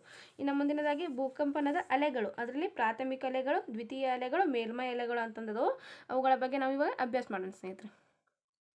ನೋಡಿ ಪ್ರಾಥಮಿಕ ಅಲೆಗಳು ಇವುಗಳು ಪ್ರಮುಖವಾಗಿ ಘನ, ದ್ರವ, ಅನಿಲ ಮೂಲಕ ಚಲಿಸುತ್ತವೆ. ಇದೊಂದು ಸಾರಿ ಪ್ರಶ್ನೆ ಆಗಿತ್ತು 2017 TETಯಲ್ಲಿ ಪ್ರಶ್ನೆ ಆಗಿದೆ ಸ್ನೇಹಿತರೆ. ಬೇಕಂತಂದರೆ ನೀವು ನೋಡ್ಕೋಬೋದು ಓಲ್ಡ್ ಕ್ವಶನ್ ಪೇಪರ್. ಅಲ್ಲಿ ಏನಂದರೆ ಭೂಕಂಪನದ ಪ್ರಾಥಮಿಕ ಅಲೆಗಳು, ದ್ವಿತೀಯ ಅಲೆಗಳು ಮತ್ತು ಮೇಲ್ಮೈ ಅಲೆಗಳ ಬಗ್ಗೆ ಪ್ರಶ್ನೆ ಆಗಿತ್ತು. ಅವು ಯಾವ ಒಂದು ಸ್ಥಿತಿಯಲ್ಲಿ ಚಲಿಸ್ತವೆ ಎಂಬುದೇ ಅಲ್ಲಿ ಪ್ರಶ್ನೆ. ಸೊ ಅಲ್ಲಿ ಏನಂದ್ರು ಪ್ರಾಥಮಿಕ ಅಲೆಗಳು ಏನಂದರೆ ಪ್ರಮುಖವಾಗಿ ಘನ, ದ್ರವ, ಅನಿಲ ಅಂದರೆ 3 ಸ್ಥಿತಿಯೊಳಗೆ ಚಲಿಸ್ತವೆ ಸ್ನೇಹಿತರೆ. ಪ್ರಮುಖವಾಗಿ ಯಾವ ಪ್ರಾಥಮಿಕ ಅಲೆಗಳು ಘನ, ದ್ರವ, ಅನಿಲ ಈ 3 ಸ್ಥಿತಿಯಲ್ಲಿ ಕೂಡ ಇವು ಚಲಿಸ್ತವೆ. ಮತ್ತು ದ್ವಿತೀಯ ಅಲೆಗಳು ಅಥವಾ ಅಡ್ಡ ಅಲೆಗಳು ಅಂತಂದು ಕೂಡ ಕರೀತಾರೆ ಇವನ್ನು. ಇವೇನಂತಂದರೆ ಪ್ರಮುಖವಾಗಿ ದ್ರವ ವಸ್ತುಗಳ ಮೂಲಕ ಮಾತ್ರ ಚಲಿಸ್ತವೆ. ನೋಡಿ ಪ್ರಮುಖವಾಗಿ ದ್ವಿತೀಯ ಅಲೆಗಳು ಯಾವುದು ದ್ರವ ವಸ್ತುಗಳ ಮೂಲಕ ಮಾತ್ರ ಇವು ಚಲಿಸ್ತವೆ ಸ್ನೇಹಿತರೆ. ಇನ್ನು ಮುಂದಿನದಾಗಿ ಮೇಲ್ಮೈ ಅಲೆಗಳು ಅಥವಾ ಉದ್ದ ಅಲೆಗಳು ಅಂತಂದು ಕೂಡ ಕರೀತಾರೆ. ಇವೇನಂತಂದರೆ ಯಾವುದೇ ಒಂದು ಸ್ಥಿತಿ ಇಲ್ಲಿ ಇಲ್ಲ, ಆದರೆ ಏನಂದರೆ ಅತ್ಯಂತ ನಿಧಾನ ಮತ್ತು ಅಷ್ಟೇ ಅಪಾಯಕಾರಿಯಾದಂಥ ಒಂದು ಏನಂದರೆ ಭೂಕಂಪನ ಅಲೆಗಳು ಯಾವ ಅಂದರೆ ಮೇಲ್ಮೈ ಅಲೆಗಳು ಆಗಿವೆ. ಅತ್ಯಂತ ಒಂದು ಅಪಾಯಕಾರಿ ಅಲೆಗಳು ಭೂಕಂಪನದ ಅಲೆಗಳು ಯಾವಂದರೆ ಮೇಲ್ಮೈ ಅಲೆಗಳು. ಇವು ಯಾವುದೇ ಒಂದು ಮಾಧ್ಯಮದಲ್ಲಿ ಚಲಿಸೋದಿಲ್ಲ ಅಂತಂದು ಕೂಡ ಇಲ್ಲಿ ಹೇಳ್ಬೋದು. ಅಂದರೆ ಘನ, ದ್ರವ ಈ ರೀತಿ ಏನೂ ಇಲ್ಲ ಇಲ್ಲಿ. ಮೊದಲನೇದು ಪ್ರಾಥಮಿಕ ಅಲೆಗಳು ಘನ, ದ್ರವ, ಅನಿಲ. ದ್ವಿತೀಯ ಅಲೆಗಳು ದ್ರವ ಅನಿಲದಲ್ಲಿ ಮಾತ್ರ. ಮತ್ತು ಮೇಲ್ಮೈಲೆಗಳು ಯಾವುದೇ ಒಂದು ಅನಿಲದಲ್ಲಿ ಇವು ಅಥವಾ ಯಾವುದೇ ಈ ಒಂದು ಸ್ಥಿತಿಯಲ್ಲಿ ಇವು ಚಲಿಸಲಾರುವಂಥದ್ದು ಇಲ್ಲಿ ಹೇಳ್ಬೋದು. ಮತ್ತು ಇವು ಉದ್ದಲೆಗಳು ಅಂತ ಕೂಡ ಕರೀತಾರೆ. ಮತ್ತು ಎಷ್ಟು ನಿಧಾನದವಲ್ಲ ಅಷ್ಟೇ ಹಾನಿಕಾರಕ ಅಲೆಗಳಾಗಿವೆ ಅಂತಂದಿಲ್ಲಿ ಹೇಳ್ಬೋದು ಸ್ನೇಹಿತರೆ. ಮತ್ತು ಮುಂದಿನದಾಗಿ ಭೂಕಂಪನದ ತೀವ್ರತೆಯನ್ನು ಮತ್ತು ಪ್ರಮಾಣವನ್ನು ಅಳೆಯುವುದು ಯಾವುದಂದ್ರೆ ರಿಕ್ಟರ್ ಮಾಪನ ಅಂತಂದು ಕೂಡ ಒಂದು ಬರುತ್ತೆ ಸ್ನೇಹಿತರೆ. ಪ್ರಮುಖವಾಗಿ ರಿಕ್ಟರ್ ಮಾಪಕದಲ್ಲಿ ಏನು ಮಾಡ್ತಾರೆ, ಭೂಕಂಪದ ತೀವ್ರತೆ ಮತ್ತು ಪ್ರಮಾಣವನ್ನು ಅಳೆಯಲಿಕ್ಕೆ ಅದನ್ನು ಸಾಧನವಾಗಿ ಉಪಯೋಗಿಸ್ತಾರೆ ಅಂತಂದಿಲ್ಲಿ ಹೇಳ್ಬೋದು ಸ್ನೇಹಿತರೆ. ಇನ್ನು ಮುಂದಿನದಾಗಿ ನೋಡ್ಬೇಕಂತಂದರೆ ನೋಡಿ, ಪ್ರಮುಖವಾಗಿ ಭಾರತದಲ್ಲಿ ಕೆಲವು ಭೂಕಂಪನ ದಾಖಲಾತಿಯ ಕೇಂದ್ರಗಳನ್ನು ಕೂಡ ಕೊಟ್ಟಿದ್ದಾರೆ. ಎಲ್ಲಿ ಅಂತಂದು ನೋಡಿದಾಗ ನೋಡಿ, ಪ್ರಮುಖವಾಗಿ ಗೌರಿಬಿದನೂರು, ಇದು ಪ್ರಮುಖವಾಗಿ ಕರ್ನಾಟಕದಲ್ಲಿ ಕಂಡುಬರುತ್ತೆ. ಭೂಕಂಪನ ದಾಖಲಾತಿ ಕೇಂದ್ರ ಕೊಡೆಕೆನಾಲ್, ಪುಣೆ, ಹೈದರಾಬಾದ್ ಮತ್ತು ಡೆಹ್ರಾಡೂನ್ ಇವೆಲ್ಲವುಗಳು ಪ್ರಮುಖವಾಗಿ ಏನಂದರೆ ಭಾರತದಲ್ಲಿ ಕಂಡುಬರುವಂತಹ ಭೂಕಂಪನ ಒಂದು ಮಾಪನ ಅಥವಾ ದಾಖಲಾತಿಯ ಕೇಂದ್ರಗಳು. ಇನ್ನು ಮುಂದಿನದಾಗಿ ಭಾರತದಲ್ಲಿ ಭೂಕಂಪ ಉಂಟಾಗುವ ಪ್ರದೇಶ ಯಾವುದಂತ ನೋಡಿದಾಗ ಹಿಮಾಲಯ ಪರ್ವತ ಪ್ರದೇಶ ಅಥವಾ ಶಿವಾಲಿಕ್ ಪ್ರದೇಶ ಅಂತಂದು ಕೂಡ ಇದನ್ನು ಕರೀತಾರೆ ಸ್ನೇಹಿತರೆ. ನೋಡಿ, ಪ್ರಮುಖವಾಗಿ ಭಾರತದಲ್ಲಿ ಭೂಕಂಪ ಉಂಟಾಗುವ ಪ್ರದೇಶ ಯಾವುದಂದರೆ ಪರ್ವತ ಶ್ರೇಣಿ, ಹಿಮಾಲಯ ಪರ್ವತ ಶ್ರೇಣಿ ಅಥವಾ ಶಿವಾಲಿಕ್ ಪ್ರದೇಶ ಅಂತಂದು ಕೂಡ ಇದನ್ನು ಕರೀತಾರೆ ಸ್ನೇಹಿತರೆ. ಇನ್ನು ಮುಂದಿನದಾಗಿ ಒಂದು ಲಾಸ್ಟ್ ಭೂಕಂಪಗಳು ನಡೆದಿದ್ದು ಅವೆಲ್ಲವುಗಳನ್ನು ಕೇಳಬಹುದು. ಆದರೆ ಏನು ಅಷ್ಟಂದರೆ ರೀಸೆಂಟ್ ಅಂದರೆ ಕರೆಂಟ್ ಅಫೇರ್ಸ್ ಇದ್ದಾಗ ಪ್ರಮುಖವಾಗಿ 2014ರಲ್ಲಿ ಒಂದು ಭೂಕಂಪ ನಡೆದಿತ್ತು ಮತ್ತು 2011ರಲ್ಲಿ ಕೂಡ ಒಂದು ಭೂಕಂಪ ಕೂಡ ನಡೆದಿತ್ತು. ಅಂತಹ ಒಂದು ಘಟನೆಗಳು ಆ ಒಂದು ವರ್ಷದಲ್ಲಿ ಇದ್ದರೆ ಅವುಗಳನ್ನು ಹೆಚ್ಚಾಗಿ ನಮ್ಮ TETಗೆ ಏನು ಕೇಳಲ್ಲ, SDA, FDA, KS ಈ ರೀತಿ ಎಕ್ಸಾಮ್ಗಳಿಗೆ ಮಾತ್ರ ಕೇಳ್ತಾರೆ. ಅವುಗಳು ಬೇಕಂತಂದರೆ 8th ಸ್ಟ್ಯಾಂಡರ್ಡ್ ಪುಸ್ತಕದಲ್ಲಿವೆ, ನೀವು ಬೇಕಂದರೆ ರೆಫರ್ ಮಾಡಿಕೊಂಡು ಬರ್ಕೋಬಹುದು. ಇನ್ನು ಮುಂದಿನದಾಗಿ ಶೀತಲೀಕರಣದ ಬಗ್ಗೆ ನಾವು ಅಭ್ಯಾಸ ಮಾಡೋಣ ಸ್ನೇಹಿತರೆ. ನೋಡಿ, ಪ್ರಮುಖವಾಗಿ ಶೀತಲೀಕರಣ. ನೋಡಿ, ಶೀತಲೀಕರಣ ಅಂತಂದರೆ ಏನು ಅಂತಂದು ಒಂದು ಡೆಫಿನೇಷನ್ ಕೂಡ ಹೇಳಿದ್ದೀನಿ ಇಲ್ಲಿ ನಾನು. ಶಿಲೆಗಳು ಒಡೆದು ಚೂರಾಗುವ ಮತ್ತು ಕ್ಷೀಣಿಸುವ ಸ್ವಾಭಾವಿಕ ಪ್ರಕ್ರಿಯೆ ಶೀತಲೀಕರಣ. ನೋಡಿ, ಇದು ಕೂಡ ಇಂಪಾರ್ಟೆಂಟ್ ಅಂತಂದು ಹಾಕಿದ್ದೀನಿ ನಾನು. ಶೀತಲೀಕರಣ ಅಂದರೆ ಏನು ಅಂತಂದರೆ ಶಿಲೆಗಳು ಒಡೆದು ಚೂರಾಗುವ ಅಥವಾ ಮತ್ತು ಇನ್ನು ಕ್ಷೀಣಿಸುವ ಸ್ವಾಭಾವಿಕ ಪ್ರಕ್ರಿಯೆ ಏನಾಗಿದೆ, ಶೀತಲೀಕರಣ ಆಗಿದೆ ಸ್ನೇಹಿತರೆ. ಇನ್ನು ಪ್ರಮುಖವಾಗಿ ಶೀತಲೀಕರಣದ ವಿಧಗಳು. ನೋಡಿ, ಪ್ರಮುಖವಾಗಿ ಶೀತಲೀಕರಣದ ವಿಧಗಳು ಭೌತಿಕ ಶೀತಲೀಕರಣ, ರಾಸಾಯನಿಕ ಶೀತಲೀಕರಣದಲ್ಲಿ ಮತ್ತೆ ಪ್ರಮುಖ 3 ಅಂಶಗಳು ಬರ್ತವೆ. ಯಾವುದು, ಆಮ್ಲಜನಕ ಸಂಯೋಜನೆ, ಇಂಗಾಲದ ಸಂಯೋಜನೆ, ಜಲ ಸಂಯೋಜನೆ ಮತ್ತು ದ್ರಾವಣಿಕ ಸಂಯೋಜನೆ. ಮತ್ತು ಮೂರನೇದಾಗಿ ಯಾವುದಂದರೆ ಜೈವಿಕ ಶೀತಲೀಕರಣ. ಇವೆಲ್ಲವುಗಳು ಏನಂದರೆ ಒಂದು ಶೀತಲೀಕರಣಕ್ಕೆ ಸಂಬಂಧಪಟ್ಟಂಥ ವಿಧಗಳಾಗ್ಯಾವ ಸ್ನೇಹಿತರೆ. ನೋಡಿ, ಪ್ರಮುಖವಾಗಿ ಭೌತಿಕ ಶೀತಲೀಕರಣ, ರಾಸಾಯನಿಕ ಶೀತಲೀಕರಣದಲ್ಲಿ ಆಮ್ಲಜನಕ ಸಂಯೋಜನೆ, ಇಂಗಾಲದ ಸಂಯೋಜನೆ, ಜಲ ಸಂಯೋಜನೆ, ದ್ರಾವಣೀಕರಣ ಮತ್ತು ಮೂರನೇದಾಗಿ ಜೈವಿಕ ಶೀತಲೀಕರಣ. ಇನ್ನು ಪ್ರಮುಖವಾಗಿ ಇವೆಲ್ಲವುಗಳ ಅಂಶಕ್ಕೆ ಸಂಬಂಧಪಟ್ಟಂತೆ ವಿವರಣೆ 8th ಸ್ಟ್ಯಾಂಡರ್ಡ್ ಪುಸ್ತಕದಲ್ಲಿ ಪೇಜ್ ನಂಬರ್ 98 ಅಂದರೆ ಫಸ್ಟ್ ಸೆಮಿಸ್ಟರ್ ಪುಸ್ತಕದಲ್ಲಿದೆ. ನೀವು ಬೇಕಂದರೆ ಅದನ್ನು ಸ್ವಲ್ಪ ನೋಡ್ಕೋಬೋದು. ಅಂದರೆ ಅದಕ್ಕೆ ಡೆಫಿನೇಷನ್ ಅಷ್ಟೇ ಕೊಟ್ಟಿದ್ದಾರೆ, ಮತ್ತೇನು ಅದೇನು ಅಷ್ಟು ನಮಗೆ ಎಕ್ಸಾಮ್ಗೆ ಪರ್ಪಸ್ ಅನಿಸಲ್ಲ. ಸೊ ಅದಕ್ಕೆ ನಾನು ಎಷ್ಟು ಹೇಳಿಬಿಟ್ಟು ನೆಕ್ಸ್ಟ್ ನಾನು ಭೂನಗ್ನೀಕರಣಕ್ಕೆ ಸಂಬಂಧಪಟ್ಟಂತೆ ನದಿ ಪಾತ್ರಗಳು ಬರ್ತಾವಲ್ಲ ಆ ಒಂದು ಲೆಸನನ್ನು ನಾನು ತೊಗೊಂಡಿದ್ದೇನೆ ಸ್ನೇಹಿತರೆ. ಅಂದರೆ ಇದು ಶಿಲಾಗೋಳದಲ್ಲಿ ಇರುವಂಥ ಒಂದು ಪ್ರಮುಖ ಒಂದು ಅಂಶ. ನದಿಯ ಪಾತ್ರದ 3 ಹಂತಗಳನ್ನು ನೋಡಿದಾಗ ಮೇಲ್ಕಣಿವೆ ಪಾತ್ರ, ಮಧ್ಯ ಕಣಿವೆ ಪಾತ್ರ, ಕೆಳಕಣಿವೆ ಪಾತ್ರ. ನೋಡಿ ಸ್ನೇಹಿತರೆ, ಇದನ್ನು ಲಾಸ್ಟ್ ಎಕ್ಸಾಮ್ಗೆ ಕೂಡ ಇದು ಪ್ರಶ್ನೆ ಆಗಿತ್ತು ಮತ್ತು ಇದನ್ನು ಪ್ರಮುಖವಾಗಿ ಒಂದು ಡೈಗ್ರಾಮ್ನಲ್ಲಿ ಕ್ವಶನ್ ಕೇಳಿದ್ರು. ಸೊ ಅದಕ್ಕೆ ನಾನು ಏನು ಮಾಡಿದ್ದೇನೆ, ಪುಸ್ತಕದ ಒಂದು ಪೇಜನ್ನು ಇಲ್ಲಿ ನಾನು ಡೈಗ್ರಾಮ್ ಆಗಿ ನಾನು ಉಪಯೋಗಿಸಿದ್ದೇನೆ. ಅಂದರೆ ಅದ್ರ ಬಗ್ಗೆ ಸುಮ್ಮನೆ ಹಾಗೆ ಹೇಳಿದರೆ ನಿಮಗೆ ಗೊತ್ತಾಗೋಲ್ಲ ಅನ್ನೋ ಒಂದು ಉದ್ದೇಶದಿಂದ ಆ ಡೈಗ್ರಾಮನ್ನು ನಾನು ತೆಗೆದುಕೊಂಡು ಬಂದೇನೆ ಸ್ನೇಹಿತರೆ. ಅಂದರೆ ಅದೇ ಡೈಗ್ರಾಮ್, ಸೇಮ್ ಡೈಗ್ರಾಮ್ ಏನಾಗಿತ್ತು ನಮ್ಮ 2017ರ ಒಂದು ಪ್ರಶ್ನೆ ಪತ್ರಿಕೆಯಲ್ಲಿ ಪ್ರಶ್ನೆ ಕೂಡ ಆಗಿತ್ತು. ಸೊ ಅದಕ್ಕೆ ನಾನು ಆ ಡೈಗ್ರಾಮನ್ನು ತೆಗೆದುಕೊಂಡು ಬಂದೇನೆ ಸ್ನೇಹಿತರೆ. ನೋಡಿ ಸ್ನೇಹಿತರೆ, ಪ್ರಮುಖವಾಗಿ ಭೂನಗ್ನೀಕರಣ, ಇದು ಭೂನಗ್ನೀಕರಣದ ಕೃತ್ಯಗಳು ಅಂತಂದಿದೆ. ಸೊ ಇಲ್ಲಿ ಭೂನಗ್ನೀಕರಣ ಎಂದರು ಏನಂತ ಡೆಫಿನೇಷನ್ ಕೂಡ ಇದೆ ನೋಡಿ.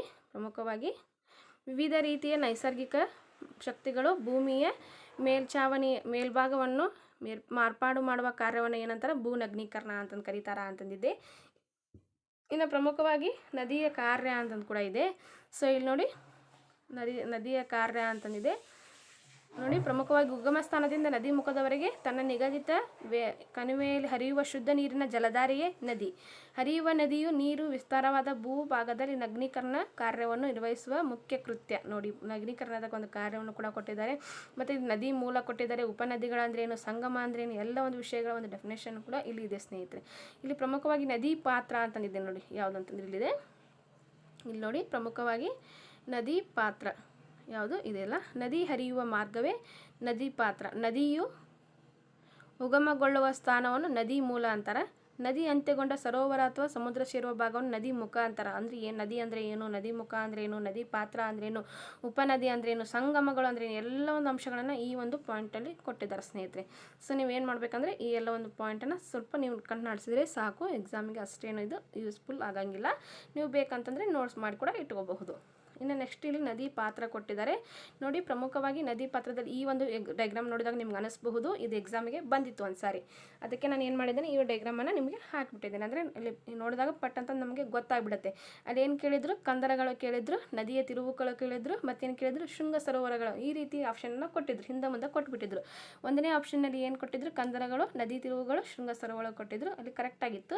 ಎರಡನೇ ಆಪ್ಷನಲ್ಲಿ ಏನು ಮಾಡಿದ್ರು, ಮೊದಲಿಗೆ ನದಿ ತಿರುವುಗಳು ಕೊಟ್ಟು, ಎರಡನೇಕ್ಕೆ ಶೃಂಗ ಸರೋವರ ಕೊಟ್ಟು, ಲಾಸ್ಟಿಗೆ ಏನು ಮಾಡಿದ್ರು, ಕಂದರಗಳು ಕೊಟ್ಟಿದ್ರು. ಈ ರೀತಿ ಕನ್ಫ್ಯೂಸ್ ಮಾಡಿ ಏನು ಮಾಡಿದ್ರು, ಆಪ್ಷನ್ಗಳನ್ನು ಕೊಟ್ಟಿದ್ರು ಸ್ನೇಹಿತರೆ. ಸೊ ಇವಾಗ ನೋಡಿ, ಇಲ್ಲಿ ಈ ಒಂದು ಡೈಗ್ರಾಮನ್ನು ನೋಡಿದಾಗ ನಿಮಗೆ ಗೊತ್ತಾಗ್ಬಿಡುತ್ತೆ ಏನು ಎತ್ತ ಅಂತಂದು. ಈ ಡೈಗ್ರಾಮ್ ಎಕ್ಸಾಮಿಗೆ ಬಂದಿತ್ತು ಸ್ನೇಹಿತರೆ, ನಿಮ್ಗೆ ನೆನಪಾಗಿರಬಹುದು ಇವಾಗ ಅನ್ಕೊತೀನಿ ನಾನು. ನೋಡಿ ಪ್ರಮುಖವಾಗಿ ನೋಡಿ ಇಲ್ಲಿ ನದಿ ಕಣಿವೆಯಲ್ಲಿ ಪ್ರಮುಖವಾಗಿ ಬರೋದು, ಮೊದಲಿಗೆ ಬರೋದು ಯಾವುದಂದರೆ ಮೇಲ್ಕಣಿವೆ, ವಿ ಆಕಾರದ ಕಣಿವೆಗಳು, ಕಂದರಗಳು, ಕುಂಭಕುಳಿಗಳು, ಜಲಪಾತಗಳು. ಇಲ್ಲಿ ಸವೇತ ಇಲ್ಲಿ ಕೆಳಗೆ ನೋಡಿ ಕಣಿವೆ ಆಳವಾಗಿದೆ, ಅಂದರೆ ಈ ಕೆಳಗೆ ಹೋಗುತ್ತಲ್ಲ. ಸೊ ಇದೇನಂದರೆ ಆಳವಾಗುವಿಕೆ, ಇದು ಕೂಡ ಏನಾಗಿದೆ ಇಲ್ಲಿ ವಿ ಆಕಾರದಲ್ಲಿ ಇದೆ ಅಂತ ಇಲ್ಲಿ ಹೇಳ್ಬೋದು ಸ್ನೇಹಿತರೆ. ನೆಕ್ಸ್ಟ್ ನೋಡಿ ಮಧ್ಯ ಕಣಿವೆ, ಇಲ್ಲಿ ಪ್ರಮುಖವಾಗಿ ಮೆಕ್ಕಲು ಬೀಸಣಿಕೆ ಮತ್ತು ನದಿ ತಿರುವುಗಳು. ನೋಡಿ ಇವೇ ಇಂಪಾರ್ಟೆಂಟ್ ಆಗುತ್ತೆ ಸ್ನೇಹಿತರೆ. ಅಲ್ಲಿ ಎಕ್ಸಾಮ್ನಲ್ಲಿ ಕೇಳಿದ್ರು ಏನಂದರೆ, ಇಲ್ಲಿ ಒಂದೇದು ಏನು ಕೇಳಿದ್ರು, ಕಂದರಗಳು ಕೇಳಿದ್ರು, ಇಲ್ಲಿ ಮೆಕ್ಕಲು ಬೀಸಣಿಕೆ ಅಥವಾ ನದಿ ತಿರುವುಗಳು ಕೇಳಿದ್ರು. ಪ್ರಮುಖವಾಗಿ ಇಲ್ಲಿ ನದಿ ತಿರುವುಗಳ ಬಗ್ಗೆ ಕೇಳಿದ್ರು. ಇಲ್ಲಿ ಮುಂದೆ ಏನು ಮಾಡಿದ್ರು, ಶೃಂಗ ಸರೋವರಗಳು ಅಂತಂದು ಕೇಳಿದ್ರು ಸ್ನೇಹಿತರೆ. ಇಲ್ಲಿ ಈ ರೀತಿ ಇದನ್ನು ಕೊಟ್ಟು, ಈ ಒಂದು ಚಿತ್ರವನ್ನು ಕೊಟ್ಟು ಅಥವಾ ಒಂದು ಡೈಗ್ರಾಮನ್ನು ಕೊಟ್ಟು, ಅಲ್ಲಿ ಮೊದಲಿಗೆ ಯಾವ್ದು ಬರುತ್ತೆ, ದ್ವಿತೀಯಗೆ ಯಾವ್ದು ಬರುತ್ತೆ, ಈ ರೀತಿ ನೀವೇನು ಮಾಡಿ ನದಿ ಕಣಿವೆ ಒಂದು ಪಾತ್ರವನ್ನು ಏನು ಕ್ರಮವಾಗಿ ಬರೀರಿ ಅಂತಂದು ಕೂಡ ಅಲ್ಲಿ ಪ್ರಶ್ನೆ ಆಗಿತ್ತು ಸ್ನೇಹಿತರೆ. ಅವಾಗ ನಾವು ಮೇಲ್ಕಣಿವೆ, ಮಧ್ಯ ಕಣಿವೆ, ಕೆಳಕಣಿವೆ. ಮೇಲ್ಕಣಿವೆಯಲ್ಲಿ ಬರೋದು ವಿ ಆಕಾರದ ಕಣಿವೆಗಳು ಬರ್ತವೆ, ಕಂದರಗಳು ಬರ್ತವೆ, ಕುಂಭಕಳಿಗಳು ಮತ್ತು ಜಲಪಾತಗಳು ಇಲ್ಲಿ ಕಂಡು ಬರ್ತವೆ. ಮತ್ತು ಮಧ್ಯ ಕಣಿವೆಯಲ್ಲಿ ಮೆಕ್ಕಲು ಬೀಸಣಿಕೆ, ನದಿ ತಿರುವುಗಳು, ಮತ್ತು ಇಲ್ಲಿ ಮೂರನೇದಾಗಿ ಕೆಳಕಣಿವೆಯಲ್ಲಿ ಪ್ರವಾಹ ಮೈದಾನಗಳು, ಶೃಂಗ ಸರೋವರಗಳು, ಮುಖಜ ಭೂಮಿಗಳು ಇಲ್ಲಿ ಪ್ರಮುಖವಾಗಿ ಕಂಡು ಬರ್ತಾವೆ ಅಂತಂದಿಲ್ಲಿ ಹೇಳ್ಬೋದು ಸ್ನೇಹಿತರೆ. ಇದೆಲ್ಲವೂ ಏನಂದರೆ ನದಿಯ ಒಂದು ಪಾತ್ರಗಳು ಮತ್ತು ಅವುಗಳಿಗೆ ಸಂಬಂಧಿಸಿದ ಭೂಸ್ವರೂಪಗಳು ಅಂತ ಹೇಳ್ಬೋದು. ಇಲ್ಲಿ ನೋಡಿ ಮೇಲ್ಕಣಿವೆ ಪಾತ್ರದ ಬಗ್ಗೆ ಕೆಲವೊಂದಿಷ್ಟು ಮಾಹಿತಿ ಕೂಡ ಇದೆ. ಮೇಲ್ಕಣಿವೆ ಪಾತ್ರ ಏನಂದರೆ, ಈ ಹಂತದಲ್ಲಿ ಎತ್ತರ ಭಾಗದಲ್ಲಿ ನದಿಯು ಮುಖ್ಯವಾಗಿ ಸವೇತ ಕಾರ್ಯವನ್ನು ನಿರ್ವಹಿಸುವುದು. ಅದರಲ್ಲಿ ತಳಸವಿತ ಹೆಚ್ಚು, ಅಂದರೆ ನದಿಯು ತನ್ನ ಕಣಿವೆಯನ್ನು ಆಳವಾಗಿ ಕೊರೆಯುವುದರಿಂದ ಆಳವಾದ ಕಂದರಗಳು ನೋಡಿ ಪ್ರಮುಖವಾಗಿ ಆಳವಾದ, ಇಲ್ಲಿ ನೋಡಿ ಹೇಳ್ತಾರೆ ಪ್ರಮುಖವಾಗಿ ಏನಂದರೆ ಆಳವಾದ ಕಂದರಗಳು, ವಿ ಆಕಾರದ ಕಣಿವೆಗಳು. ನಾಗಲೇ ಹೇಳಿದೆ ವಿ ಆಕಾರದ ಕಣಿವೆಗಳು ಅಂತಂದು ಪ್ರಮುಖವಾಗಿ ಎಲ್ಲಿ ಕಂಡು ಬರ್ತಾವೆ ಅಂದರೆ ಮೇಲ್ಕಣಿವೆ ಪಾತ್ರದಲ್ಲಿಯೂ ಕಂಡು ಬರ್ತವೆ. ಈ ಮಹಾಕಂದರಗಳು ಅಂದರೆ ಕಂದರಗಳ ಬಗ್ಗೆನ ಪ್ರಶ್ನೆ ಆಗಿತ್ತು. ಆಳವಾದ ಕಂದರಗಳು, ಮಹಾಕಂದರ, ವಿ ಆಕಾರದಲ್ಲಿಯೂ ಕಣಿವೆಗಳು. ಮುಂದಿನದಾಗಿ ಜಲಪಾತಗಳು, ಎಂಜಲ್ ಜಲಪಾತ, ನಯಾನಗರದ ಜಲಪಾತ, ಜೋಗ ಜಲಪಾತ ಇತ್ಯಾದಿಗಳು ಕುಂಭಕುಳಿಗಳಿಗೆ ಪ್ರಮುಖವಾಗಿ ಉದಾಹರಣೆಗಳಾಗಿವೆ ಅಂತಂದಿಲ್ಲಿ ಹೇಳ್ಬೋದು ಸ್ನೇಹಿತರೆ. ಇನ್ನು ಮಧ್ಯ ಕಣಿವೆ ಪಾತ್ರವನ್ನು ನೋಡಿ, ಈ ಹಂತದಲ್ಲಿ ನದಿಯು ಮೈದಾನವನ್ನು ಪ್ರವೇಶಿಸುವುದು. ಇಲ್ಲಿ ನದಿಯ ಪಾತ್ರದ ಇಳಿಜಾರು ಕಡಿಮೆಯಾಗೋದ್ರಿಂದ ನೀರಿನ ವೇಗವೂ ಸಹ ಕಡಿಮೆಯಾಗುವುದು. ಪ್ರಧಾನ ನದಿಗೆ ಅನೇಕ ಉಪನದಿಗಳು ಸೇರುವುದರಿಂದ ನದಿಯ ನೀರಿನ ಪ್ರಮಾಣ ಹೆಚ್ಚಾಗುವುದು. ಈ ಹಂತದಲ್ಲಿ ನದಿಯು ಮುಖ್ಯವಾಗಿ ಸಾಗಾಣಿಕೆ ಕಾರ್ಯವನ್ನು ನಿರ್ವಹಿಸುವುದು, ಜೊತೆಗೆ ಅಲ್ಲಲ್ಲಿ ಇದರ ಸಂಚಯ ಕಾರ್ಯವನ್ನು ಕಾಣಬಹುದು. ಭೂ ವಿಶಿಷ್ಟಗಳ ಸ್ವರೂಪಗಳು ಕೂಡ ಕಂಡುಬರ್ತವೆ. ಆದ್ದರಿಂದ ಇದನ್ನು ಮೆಕ್ಕಲು ಬೀಸಣಿಗೆ, ನದಿಯ ತಿರುವುಗಳು ಮೊದಲಾದವುಗಳು ಆಗಿವೆ. ಪ್ರಮುಖವಾಗಿ ಭೂ ಸ್ವರೂಪಗಳು ಇವು ಕಂಡುಬರುವ ಯಾವಂದರೆ ಮೆಕ್ಕಲು ಬೀಸಣಿಗೆ ಬಗ್ಗೆ ಮತ್ತು ನದಿ ತಿರುವುಗಳ ಬಗ್ಗೆ ಅಲ್ಲಿ ಪ್ರಶ್ನೆ ಆಗುತ್ತೆ ಸ್ನೇಹಿತರೆ. ನೋಡಿ ಇಲ್ಲಿ ಇದರ ಡೈಗ್ರಾಮ್ ಇದೆ. ಪ್ರಮುಖವಾಗಿ ನೋಡಿ ಇಲ್ಲಿ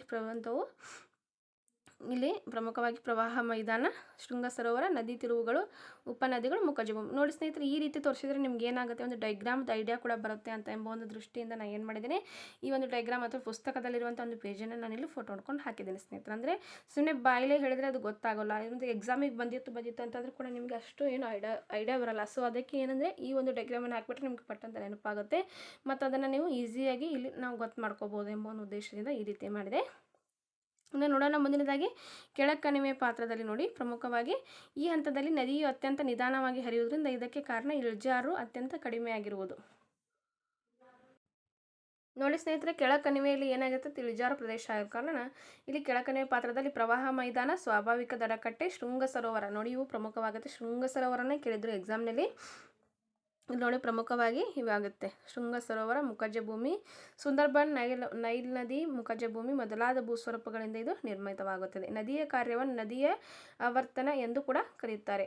ನೋಡಿ ಪ್ರಮುಖವಾಗಿ ನಾವು ಇವಾಗ ಏನು ಮಾಡಿದ್ವಿ ಅಂತಂದರೆ ಮೇಲ್ಕಣಿವೆ, ಮಧ್ಯ ಕಣಿವೆ, ಕೆಳಕಣಿವೆ. ಅಲ್ಲಿ ನೋಡಿ ಪ್ರಮುಖವಾಗಿ ಮೇಲ್ಕಣಿವೆಯಲ್ಲಿ ಕಂದರಗಳು, ಕುಂಭಕುಳಿಗಳು, ಜಲಪಾತಗಳು, ಮತ್ತು ಮೇಲ್ಕಣಿವೆಯಲ್ಲಿ ಮೆಕ್ಕಲು ಬೀಸಣಿಗೆ ಮತ್ತು ನದಿ ತಿರುವುಗಳು, ಮತ್ತು ಕೆಳಕಣಿವೆಯಲ್ಲಿ ಪ್ರವಾಹ ಮೈದಾನಗಳು, ಶೃಂಗ ಸರೋವರಗಳು ಮತ್ತು ಮುಖಜ ಭೂಮಿಗಳು. ಇವೆಲ್ಲವುಗಳು ಏನಂದರೆ ನದಿ ಪಾತ್ರದ ಪ್ರಮುಖ ಒಂದು ಅಂಶಗಳು ಮತ್ತು ಭೂಸ್ವರೂಪಗಳು, ಸಂಬಂಧಿಸಿದಂಥ ಭೂಸ್ವರೂಪಗಳು, ಇವೆಲ್ಲವುಗಳ ಬಗ್ಗೆ ನಾವು ಅಭ್ಯಾಸ ಮಾಡಿದ್ವಿ ಸ್ನೇಹಿತರೆ.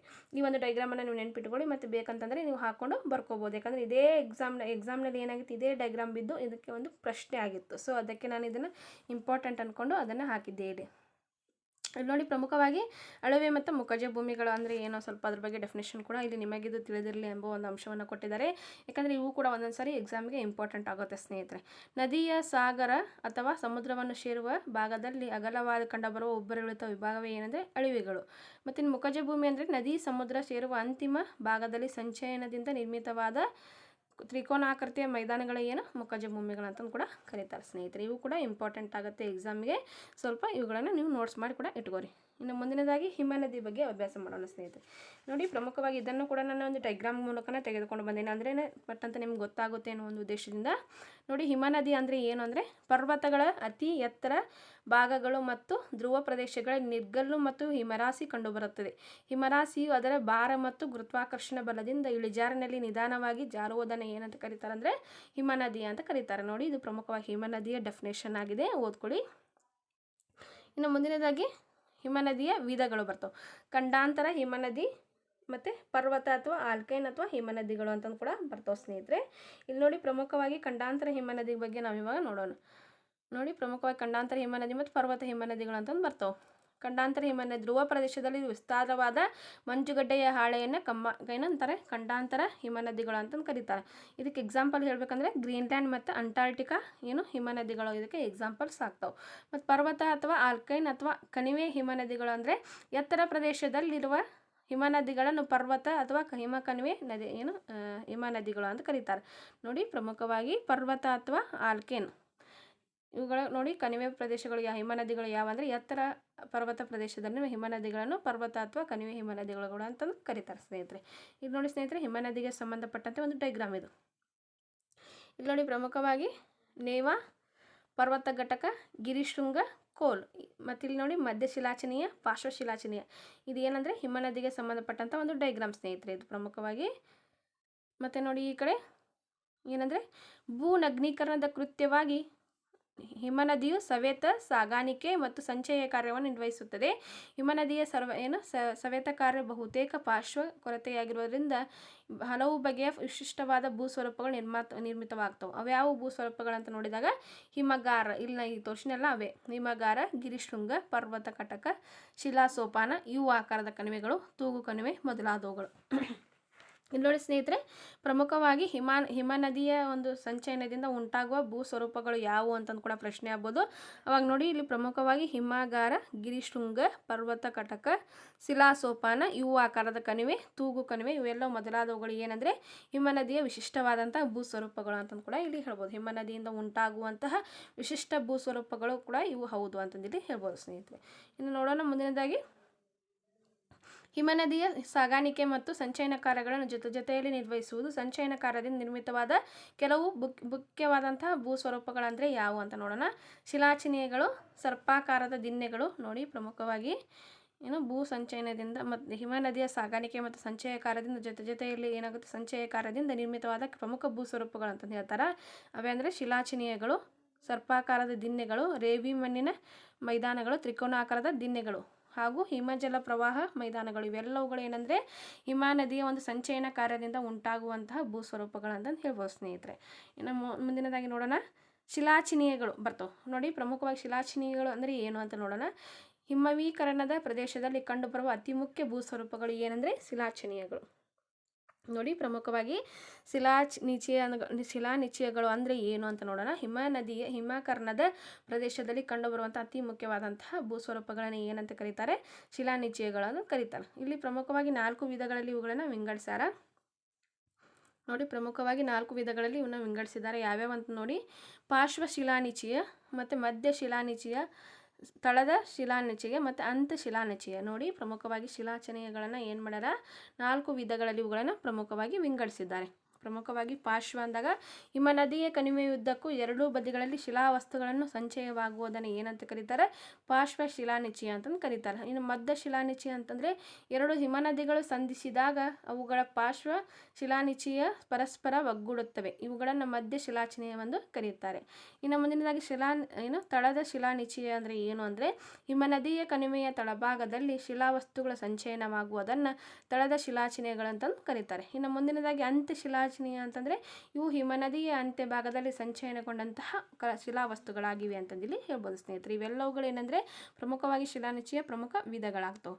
ಇನ್ನು ಹಿಮನದಿ ಕಾರ್ಯವನ್ನು ಮತ್ತು ಹಿಮನದಿ ಆವರ್ತವನ್ನು ಏನಂತ ಕರೀತಾರೆ ಅಂದರೆ ಗ್ಲಾಸಿಕಲ್ ಸೈಕಲ್ ಅಂತ ಇವುಗಳನ್ನು ಕರೀತಾರೆ ಸ್ನೇಹಿತರೆ. ಇನ್ನು ಮುಂದಿನದಾಗಿ ನೋಡೋಣ ಅಂತರ್ಜಲ. ನೋಡಿ ಪ್ರಮುಖವಾಗಿ ಅಂತರ್ಜಲದ ಬಗ್ಗೆ ಕೆಲವೊಂದಿಷ್ಟು ಪ್ರಶ್ನೆಗಳು ಒಂದು ಇಂಪಾರ್ಟೆಂಟ್ ಆದಂಥ ನೋಡಿ ಸ್ನೇಹಿತರೆ. ಮೊದಲಿಗೆ ಇವಾಗ ನಾವು ಏನು ಮಾಡ್ಬಿಡೋಣ, ಅಂತರ್ಜಲದ ಒಂದು ಡೆಫಿನೇಷನನ್ನು ನೋಡ್ಕೊಂಡು ಮುಂದೆ ಹೋಗೋಣ. ಭೂಮಿಯ ಮೇಲೆ ಬೀಳುವ ಮಳೆಯ ನೀರಿನ ಸ್ವಲ್ಪ ಭಾಗವು ಇಂಗಿ ಒಳಸೇರುವುದು. ಹೀಗೆ ಭೂಪದರದಲ್ಲಿ ಸಂಗ್ರಹವಾಗುವ ನೀರನ್ನು ಏನಂತ ಕರೀತಾರೆ ಅಂದರೆ ಅಂತರ್ಜಲ ಅಂತ ಕರೀತಾರೆ. ನೋಡಿ ಪ್ರಮುಖವಾಗಿ ಅಂತರ್ಜಲದ ಡೆಫಿನೇಷನ್ ನೋಡಿ. ಭೂಮಿಯ ಮೇಲೆ ಬೀಳುವ ಪ್ರಮುಖವಾಗಿ ಭೂಮಿಯ ಮೇಲೆ ಬೀಳುವ ನೀರಿನ ಭಾಗವು ಇಂಗಿ ಒಳಸೇರುವುದು. ಹೀಗೆ ಭೂಪದರದ ಸಂಗ್ರಹವಾಗಿರೋ ನೀರನ್ನು ಏನಂತ ಕರೀತಾರೆ ಅಂದರೆ ಅಂತರ್ಜಲ ಅಂತ ಕರೀತಾರೆ. ಪ್ರಮುಖವಾಗಿ ನೋಡಿ ಅಂತರ್ಜಲಗಳು ಪ್ರಮುಖವಾಗಿ ಏನಂತಂದರೆ ಅಂತರ್ಜಲ ಸುಲಭವಾಗಿ ಪ್ರವಹಿಸುವ ಶಿಲಾಪದರಗಳು ಪ್ರವೇಶ ಶಿಲೆ ಅಥವಾ ವ್ಯಾಪ್ಯ ಶಿಲೆಗಳ ಎನ್ನುವರು. ಅಂತರ್ಜಲವು ಪ್ರವೇಶಿಸಲಾರದ ಒಂದು ಶಿಲಾಪದರವನ್ನು ಏನಂತಾರೆ ಅಂದರೆ ಅಪ್ರವೇಶ ಅಥವಾ ಅವ್ಯಾಪ್ಯ ಶಿಲೆಗಳಂತಂದು ಕೂಡ ಇವುಗಳನ್ನು ಕರೀತಾರೆ. ಮತ್ತು ಮುಂದಿನದಾಗಿ ಕೆಲವು ಪ್ರವೇಶ ಶಿಲೆಗಳು ಅಪಾರ ಪ್ರಮಾಣದ ಅಂತರ್ಜಲವನ್ನು ಹೊಂದಿರುತ್ತವೆ. ಇವುಗಳನ್ನು ಏನಂತಾರೆ ಅಂದರೆ ಜಲಶಿಲೆಗಳು ಅಂತಂದು ಕರೀತಾರೆ. ಇನ್ನು ಮುಂದಿನದಾಗಿ ಪ್ರವೇಶ ಶಿಲೆಗಳಲ್ಲಿ ಭರ್ತಿಯಾದ ನೀರು ಕೆಲವು ಸನ್ನಿವೇಶಗಳಲ್ಲಿ ಸ್ವಾಭಾವಿಕವಾಗಿ ಹೊರಬೀಳುವುದು. ಹೀಗೆ ಅಂತರ್ಜಲ ಸ್ವಾಭಾವಿಕವಾಗಿ ಹೊರಬೀಳುವುದನ್ನು ಏನಂತ ಕರೀತಾರೆ ಅಂದರೆ ಸ್ಪ್ರಿಂಗ್ಸ್ ಅಥವಾ ಚಿಲುಮೆಗಳು ಅಂತ ಕರೀತಾರೆ. ಈ ಚಿಲುಮೆಗಳ ವಿಧಗಳನ್ನು ನಾವಿಲ್ಲಿ ನೋಡೋಣ ಸ್ನೇಹಿತರೆ. ಪ್ರಮುಖವಾಗಿ ನಿರಂತರ ಚಿಲುಮೆಗಳು, ನಿಯತಕಾಲಿಕ ಚಿಲುಮೆಗಳು, ಬಿಸಿನೀರಿನ ಚಿಲುಮೆಗಳು, ಗೇಜರ್ ಮತ್ತು ಆರ್ಟೆಸಿಯನ್ ಬಾವಿಗಳು. ನೋಡಿ ಇವುಗಳೆಲ್ಲ ಇಂಪಾರ್ಟೆಂಟ್ ಸ್ನೇಹಿತರೆ. ಇವು ಲಾಸ್ಟ್ ಒಂದು ಎಕ್ಸಾಮ್ನಲ್ಲಿ ಕೂಡ ಇದು ಓಲ್ಡ್ ಫೇತ್ ಫುಲ್ ಗೇಸರ್ ಇದೆಯಲ್ಲ, ಇದು ಕ್ವಶನ್ ಆಗಿತ್ತು. ಅಂದರೆ ಇದು ಪ್ರಮುಖವಾದಂಥ ಚಿಲುಮೆಯಲ್ಲಿ ಕಂಡುಬರುವಂಥ ಒಂದು ವಿಧಗಳು. ನೋಡಿ ನಿರಂತರ ಚಿಲುಮೆಗಳು ಅಂದರೆ ಏನಂದರೆ ಈ ಚಿಲುಮೆಗಳಲ್ಲಿ ವರ್ಷದ ಎಲ್ಲ ಕಾಲದಲ್ಲಿಯೂ ನಿರಂತರವಾಗಿ ಅಂತರ್ಜಲ ಹೊರಬೀಳ್ತಾ ಇರ್ತದೆ. ನಿಯತಕಾಲಿಕ ಅಂತ ನೋಡಿದಾಗ ಈ ಚಿಲುಮೆಗಳಲ್ಲಿ ವರ್ಷದ ಕೆಲವು ಕಾಲ ಮಳೆಗಾಲದಲ್ಲಿ ಮಾತ್ರ ಅಂತರ್ಜಲ ಹೊರಬೀಳುವುದು, ಇನ್ನುಳಿದ ಕಾಲದಲ್ಲಿ ಬತ್ತಿ ಹೋಗುತ್ತದೆ. ಇನ್ನು ಮುಂದಿನದಾಗಿ ಬಿಸಿನೀರಿನ ಚಿಲುಮೆಗಳು. ಇವು ಪ್ರಮುಖವಾಗಿ ನೋಡಿ ಸ್ನೇಹಿತರೆ, ಇದು ಇಂಪಾರ್ಟೆಂಟ್ ಒಂದು ಪಾಯಿಂಟ್ ಅಂತಂದು ಕೂಡ ಹೇಳ್ಬೋದು. ಬಿಸಿನೀರು ಹೊರಬೀಳುವುದು ಮತ್ತು ಸಾಮಾನ್ಯವಾಗಿ ಜ್ವಾಲಾಮುಖಿ ಪ್ರದೇಶದಲ್ಲಿ ಇವು ಕಂಡು ಬರ್ತವೆ. ಮತ್ತು ಇನ್ನು ಗೇಸರ್ ಅಂತಂದಿದೆ. ಈ ಚಿಲುಮೆಗಳಲ್ಲಿ ಬಿಸಿನೀರು ನೀರಾವಿಯೊಡನೆ ಆಗಿಂದಾಗೆ ಸಾಕಷ್ಟು ಎತ್ತರದವರೆಗೆ ಚಿಮ್ಮುವುದು. ಉದಾಹರಣೆಗೆ USA ಕಂಡುಬರುವ ಓಲ್ಡ್ ಫೇತ್ಫುಲ್ ಗೇಸರ್. ನೋಡಿ ಇದು 7th ಸ್ಟ್ಯಾಂಡರ್ಡ್ ಪುಸ್ತಕದಲ್ಲಿ ಇದು ಇದೆ. ಅಮೆರಿಕಾದ ಒಂದು ಲೆಸನ್ ಖಂಡದ ಬಗ್ಗೆ ಒಂದು ವಿವರಣೆ ಹೇಳುವಾಗ ಇದರೊಂದು ಪಿಕ್ಚರ್ ಕೂಡ ಕೊಟ್ಟಿದ್ದಾರೆ, ನೀವು ಬೇಕಂತಂದರೆ ಅಲ್ಲಿ ನೋಡಬಹುದು. ಮತ್ತು ಅಸರ್ಟಿಯನ್ ಬಾವಿಗಳು ಕೆಲವು ಕಡೆಗಳಲ್ಲಿ ಶಿಲಾಪದರಗಳು ಬೋಗೋನಿ ಆಕಾರದಲ್ಲಿ ರಚನೆಯಾಗಿ ಒಂದು ಪ್ರವೇಶ ಶಿಲಾಪದರಿನ ಮೇಲೆ ಹಾಗೂ ಕೆಳಗೆ ಅಪ್ರವೇಶ ಶಿಲಾಪದರಗಳಾಗುತ್ತೆ. ಇಂಥ ಶಿಲಾಪದರಗಳಲ್ಲಿ ಸಂಗ್ರಹವಾದ ಅಂತರ್ಜಲವು ಸ್ವಾಭಾವಿಕವಾಗಿ ಹೊರಬೀಳಲಾರದು. ಅಂತಹ ಕಡೆ ಪ್ರವೇಶ ಶಿಲೆಗಳಲ್ಲಿ ರಂಧ್ರವನ್ನು ಕೊರೆದಾಗ ನೀರು ಹೊರಚಿಮ್ಮುವುದು. ಇವುಗಳನ್ನು ಏನಂತ ಕರೀತಾರೆ ಅಂದರೆ ಅಸರ್ಟಿಯನ್ ಬಾವಿಗಳಂತ ಕರೀತಾರೆ. ಇವು ಪ್ರಮುಖವಾಗಿ ಎಲ್ಲಿ ಕಂಡು ಬರ್ತವೆ ಅಂದರೆ ಆಸ್ಟ್ರೇಲಿಯಾದಲ್ಲಿ ಕಂಡು ಬರ್ತವೆ ಸ್ನೇಹಿತರೆ. ನೋಡಿ ಸ್ನೇಹಿತರೆ, ಪ್ರಮುಖವಾಗಿ ಕೊಟ್ಟಿದ್ದಾರೆ ಶಿಲಾಪದರಕ್ಕೆ ಸಂಬಂಧಪಟ್ಟಂತೆ. ಪ್ರವೇಶ ಅಂತಂದರೆ ಇಲ್ಲಿ ಶಿಲಾಪದರ ಅಂತರ್ಜಲ ಇಲ್ಲಿ ಏನಾಗುತ್ತೆ ಹೋಗುತ್ತೆ. ಮತ್ತು ಅಸರ್ಟಿಯನ್ ಬಾವಿಗಳು ಅಪ್ರವೇಶ ಶಿಲೆಗಳು ಮಳೆ ಮತ್ತು ಮಳೆ ನೀರಿನ ಒಳ ಪ್ರವೇಶ ಯಾವ ರೀತಿ ಆಗುತ್ತೆ ಎಂಬುದನ್ನು ಈ ಒಂದು ಡೈಗ್ರಾಮನ್ನು ನೋಡಿದಾಗ ನಿಮಗೆ ಅಂಡರ್ಸ್ಟ್ಯಾಂಡ್ ಆಗುತ್ತೆ. ನೋಡ್ಕೊಳ್ಳಿ ಈ ಒಂದು ಡೈಗ್ರಾಮನ್ನು ನೋಡಿ. ಪ್ರಮುಖವಾಗಿ ಅಸರ್ಟಿಯನ್ ಬಾವಿಗಳು ಅಂತ ಕೂಡ ಇಲ್ಲಿ ಕೊಟ್ಟಿದ್ದಾರೆ ಸ್ನೇಹಿತರೆ. ಇನ್ನು ಮುಂದಿನದಾಗಿ ನೋಡೋಣ. ಅಂತರ್ಜಲವು ಸವೆತ ಮತ್ತು ಸಂಚಯನದ ಕಾರ್ಯವನ್ನು ನಿರ್ವಹಿಸುವ ಸುಣ್ಣದ ಕಲ್ಲಿನ ಪ್ರದೇಶದಲ್ಲಿ ಅಂತರ್ಜಲ ಕಾರ್ಯವು ಪ್ರಧಾನವಾಗಿರುವುದು. ಅಂತರ್ಜಲ ಕಾರ್ಯದಿಂದ ನಿರ್ಮಿತವಾಗಿರುವ ಭೂಸ್ವರೂಪಗಳೆಂದರೆ ಲೇಫಿಸ್, ನಂಗುಬಿಲ್, ಅಂತರಗುಹೆ, ಆರೋಹಿ ಮತ್ತು ಅವರೋಹಿ ಶಂಕುಗಳು, ಸುಣ್ಣದ ಕಲ್ಲಿನ ಸ್ತಂಭಗಳು ಮೊದಲಾದವು. ಇಲ್ಲಿ ನೋಡಿ ಪ್ರಮುಖವಾಗಿ ನಿಮಗಿದು ಗೊತ್ತೇ ಅಂತಂದು ಕೂಡ ಒಂದು ಕೊಟ್ಟಿದ್ದಾರೆ. ಆಕಳಗವಿ ಉಳುವಿಯಲ್ಲಿ ಕಂಡುಬರುತ್ತೆ, ಉತ್ತರ ಕನ್ನಡ ಜಿಲ್ಲೆ. ನೋಡಿ ಪ್ರಮುಖವಾಗಿ ಮತ್ತು ಬೇಲಂ ಮತ್ತು ಬೋರಾ ಗುಹೆಗಳು ಆಂಧ್ರ ಪ್ರದೇಶದಲ್ಲಿ ಇವು ಕಂಡುಬರ್ತವೆ. ಅಂತರ್ಜಲ ಕಾರ್ಯ ನಿರ್ಮಿತವಾಗಿರುವ ಭೂಸ್ವರೂಪಗಳು ಕಾರ್ಟೋಗ್ರಫಿ ಎಂದು ಕೂಡ ಇವುಗಳನ್ನು ಕರೀತಾರೆ ಸ್ನೇಹಿತರೆ. ಇಲ್ಲಿ ನೋಡಿ ಪ್ರಮುಖವಾಗಿ ಈ ಅಂತರ್ಜಲ ಚಟುವಟಿಕೆ ಯಾವ ರೀತಿ ನಡೀತೈತೆ ಅನ್ನೋದನ್ನು ಈ ಒಂದು ಡೈಗ್ರಾಮ್ಗಳ ಮೂಲಕ ಇಲ್ಲಿ ಕೊಟ್ಟಿದ್ದಾರೆ, ನೋಡ್ಕೊಳ್ಳಿ. ಇನ್ನು ಮುಂದಿನದಾಗಿ ಮಾರುತಗಳು. ನೋಡಿ ಪ್ರಮುಖವಾಗಿ ಮಾರುತಗಳು ಅಂತ ಸ್ವಲ್ಪ ಇದೆ, ಅದರ ಬಗ್ಗೆ ಸ್ವಲ್ಪ ಹೇಳಿದರೆ ಮುಗಿಯಿತು. ಈ ಒಂದು ಲೆಸನ್ ಶಿಲಾಗೋಳ ಕಂಪ್ಲೀಟ್ ಆಗುತ್ತೆ ಸ್ನೇಹಿತರೆ. ನೋಡಿ ಪ್ರಮುಖವಾಗಿ ಮಾರುತಕ್ಕೆ ಸಂಬಂಧಪಟ್ಟಂತೆ ಮಾರುತಗಳ ನಗ್ನೀಕರಣ ಕಾರ್ಯವು ಶುಷ್ಕ ಅಥವಾ ಮರುಭೂಮಿ ಪ್ರದೇಶದಲ್ಲಿ ಸಾಮಾನ್ಯವಾಗಿ ಕಂಡುಬರುತ್ತೆ. ಮತ್ತು ನೋಡಿ ಇಲ್ಲಿ ಪ್ರಮುಖವಾಗಿ ಏನಂತಂದರೆ ಸಾಗಿಸಿ ಅನಂತರ ಅವುಗಳನ್ನು ಸಂಚಯಿಸಿ ವಿವಿಧ ಬಗೆಯ ಭೂ ಸ್ವರೂಪಗಳು ನಿರ್ಮಿಸುತ್ತವೆ. ಮಾರಾಟದ ಕಾರ್ಯದಿಂದ ನಿರ್ಮಿತವಾದ ಮುಖ್ಯ ಒಂದು ಭೂ ಸ್ವರೂಪಗಳೆಂದರೆ ನಾಯಿಕೊಡೆ ಅಥವಾ ಅಣಬೆ ಆಕಾರದ ಶಿಲೆಗಳು, ಶಿಲಾಪೀಠ, ಶಿಲಾದ್ವೀಪ, ಮರಳು ದಿನ್ನೆಗಳು, ನೀಳು ಮರಳು ದಿನ್ನೆ, ಅಡ್ಡ ಮರಳು ದಿನ್ನೆ ಮತ್ತು ಅರ್ಧ ಚಂದ್ರಾಕೃತಿಯ ಮರಳು ದಿನ್ನೆ ಮತ್ತು ಲೋಯಿಸ್ ಮೈದಾನ ಮೊದಲಾದವು. ನೋಡಿ, ಇದು ಪ್ರಮುಖವಾಗಿ ಮಾರುತಗಳಿಗೆ ಸಂಬಂಧಪಟ್ಟಂಥ ಒಂದು ಡೈಗ್ರಾಮ್ ಆಗಿದೆ. ಇದೇ ಡೈಗ್ರಾಮ್ ಎಕ್ಸಾಮ್ಗೆ ಕೂಡ ಬಿಡ್ಬೋದು. ಅಂದರೆ ಅರ್ಧ ಚಂದ್ರಾಕೃತಿಯ ಒಂದು ಮರಳು ದಿನ್ನೆ. ಇಲ್ಲಿ ಪ್ರಮುಖವಾಗಿ ಮಾರುತಗಳ ದಿಕ್ಕು ಕೊಟ್ಟಿದ್ದಾರೆ.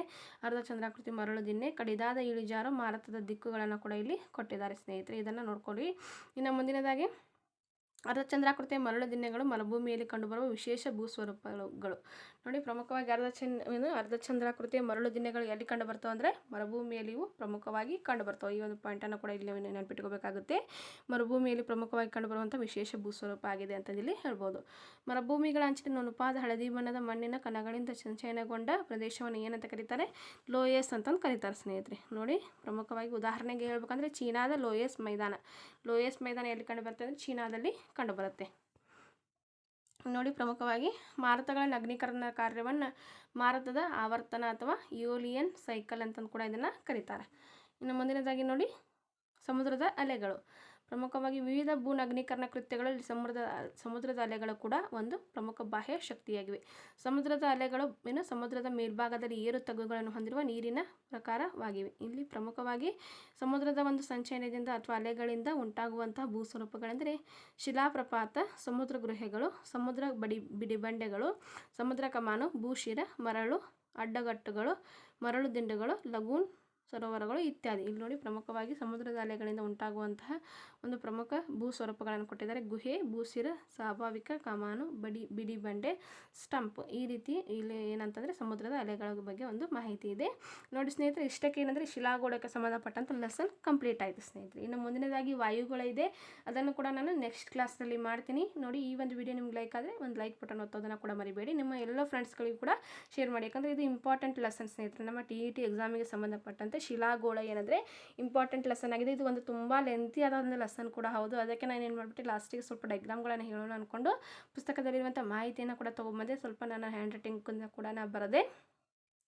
ನೋಡಿ ಸ್ನೇಹಿತರೆ, ಮತ್ತು ಈ ಒಂದು ಲೆಸನ್ ಬಗ್ಗೆ ನಿಮ್ಮ ಅಭಿಪ್ರಾಯವನ್ನು ತಿಳಿಸಿ. ಅಂದರೆ ನೆಕ್ಸ್ಟ್ ನಾನು ವಾಯುಗೋಳವನ್ನು ಮಾಡೋಳಿದ್ದೀನಿ. ಅದಕ್ಕೆ ಏನು ಅಂತಂದು ಸ್ವಲ್ಪ ನಿಮ್ಮ ಅಭಿಪ್ರಾಯವನ್ನು ತಿಳಿಸಿದ್ರೆ ನನಗೆ ತುಂಬ ಈಸಿ ಆಗುತ್ತೆ ಅಂತಂದು ಹೇಳ್ತಾ ಎಲ್ಲರಿಗೂ ಕೂಡ ಧನ್ಯವಾದಗಳು. ಶುಭವಾಗಲಿ. Thank you so much for watching.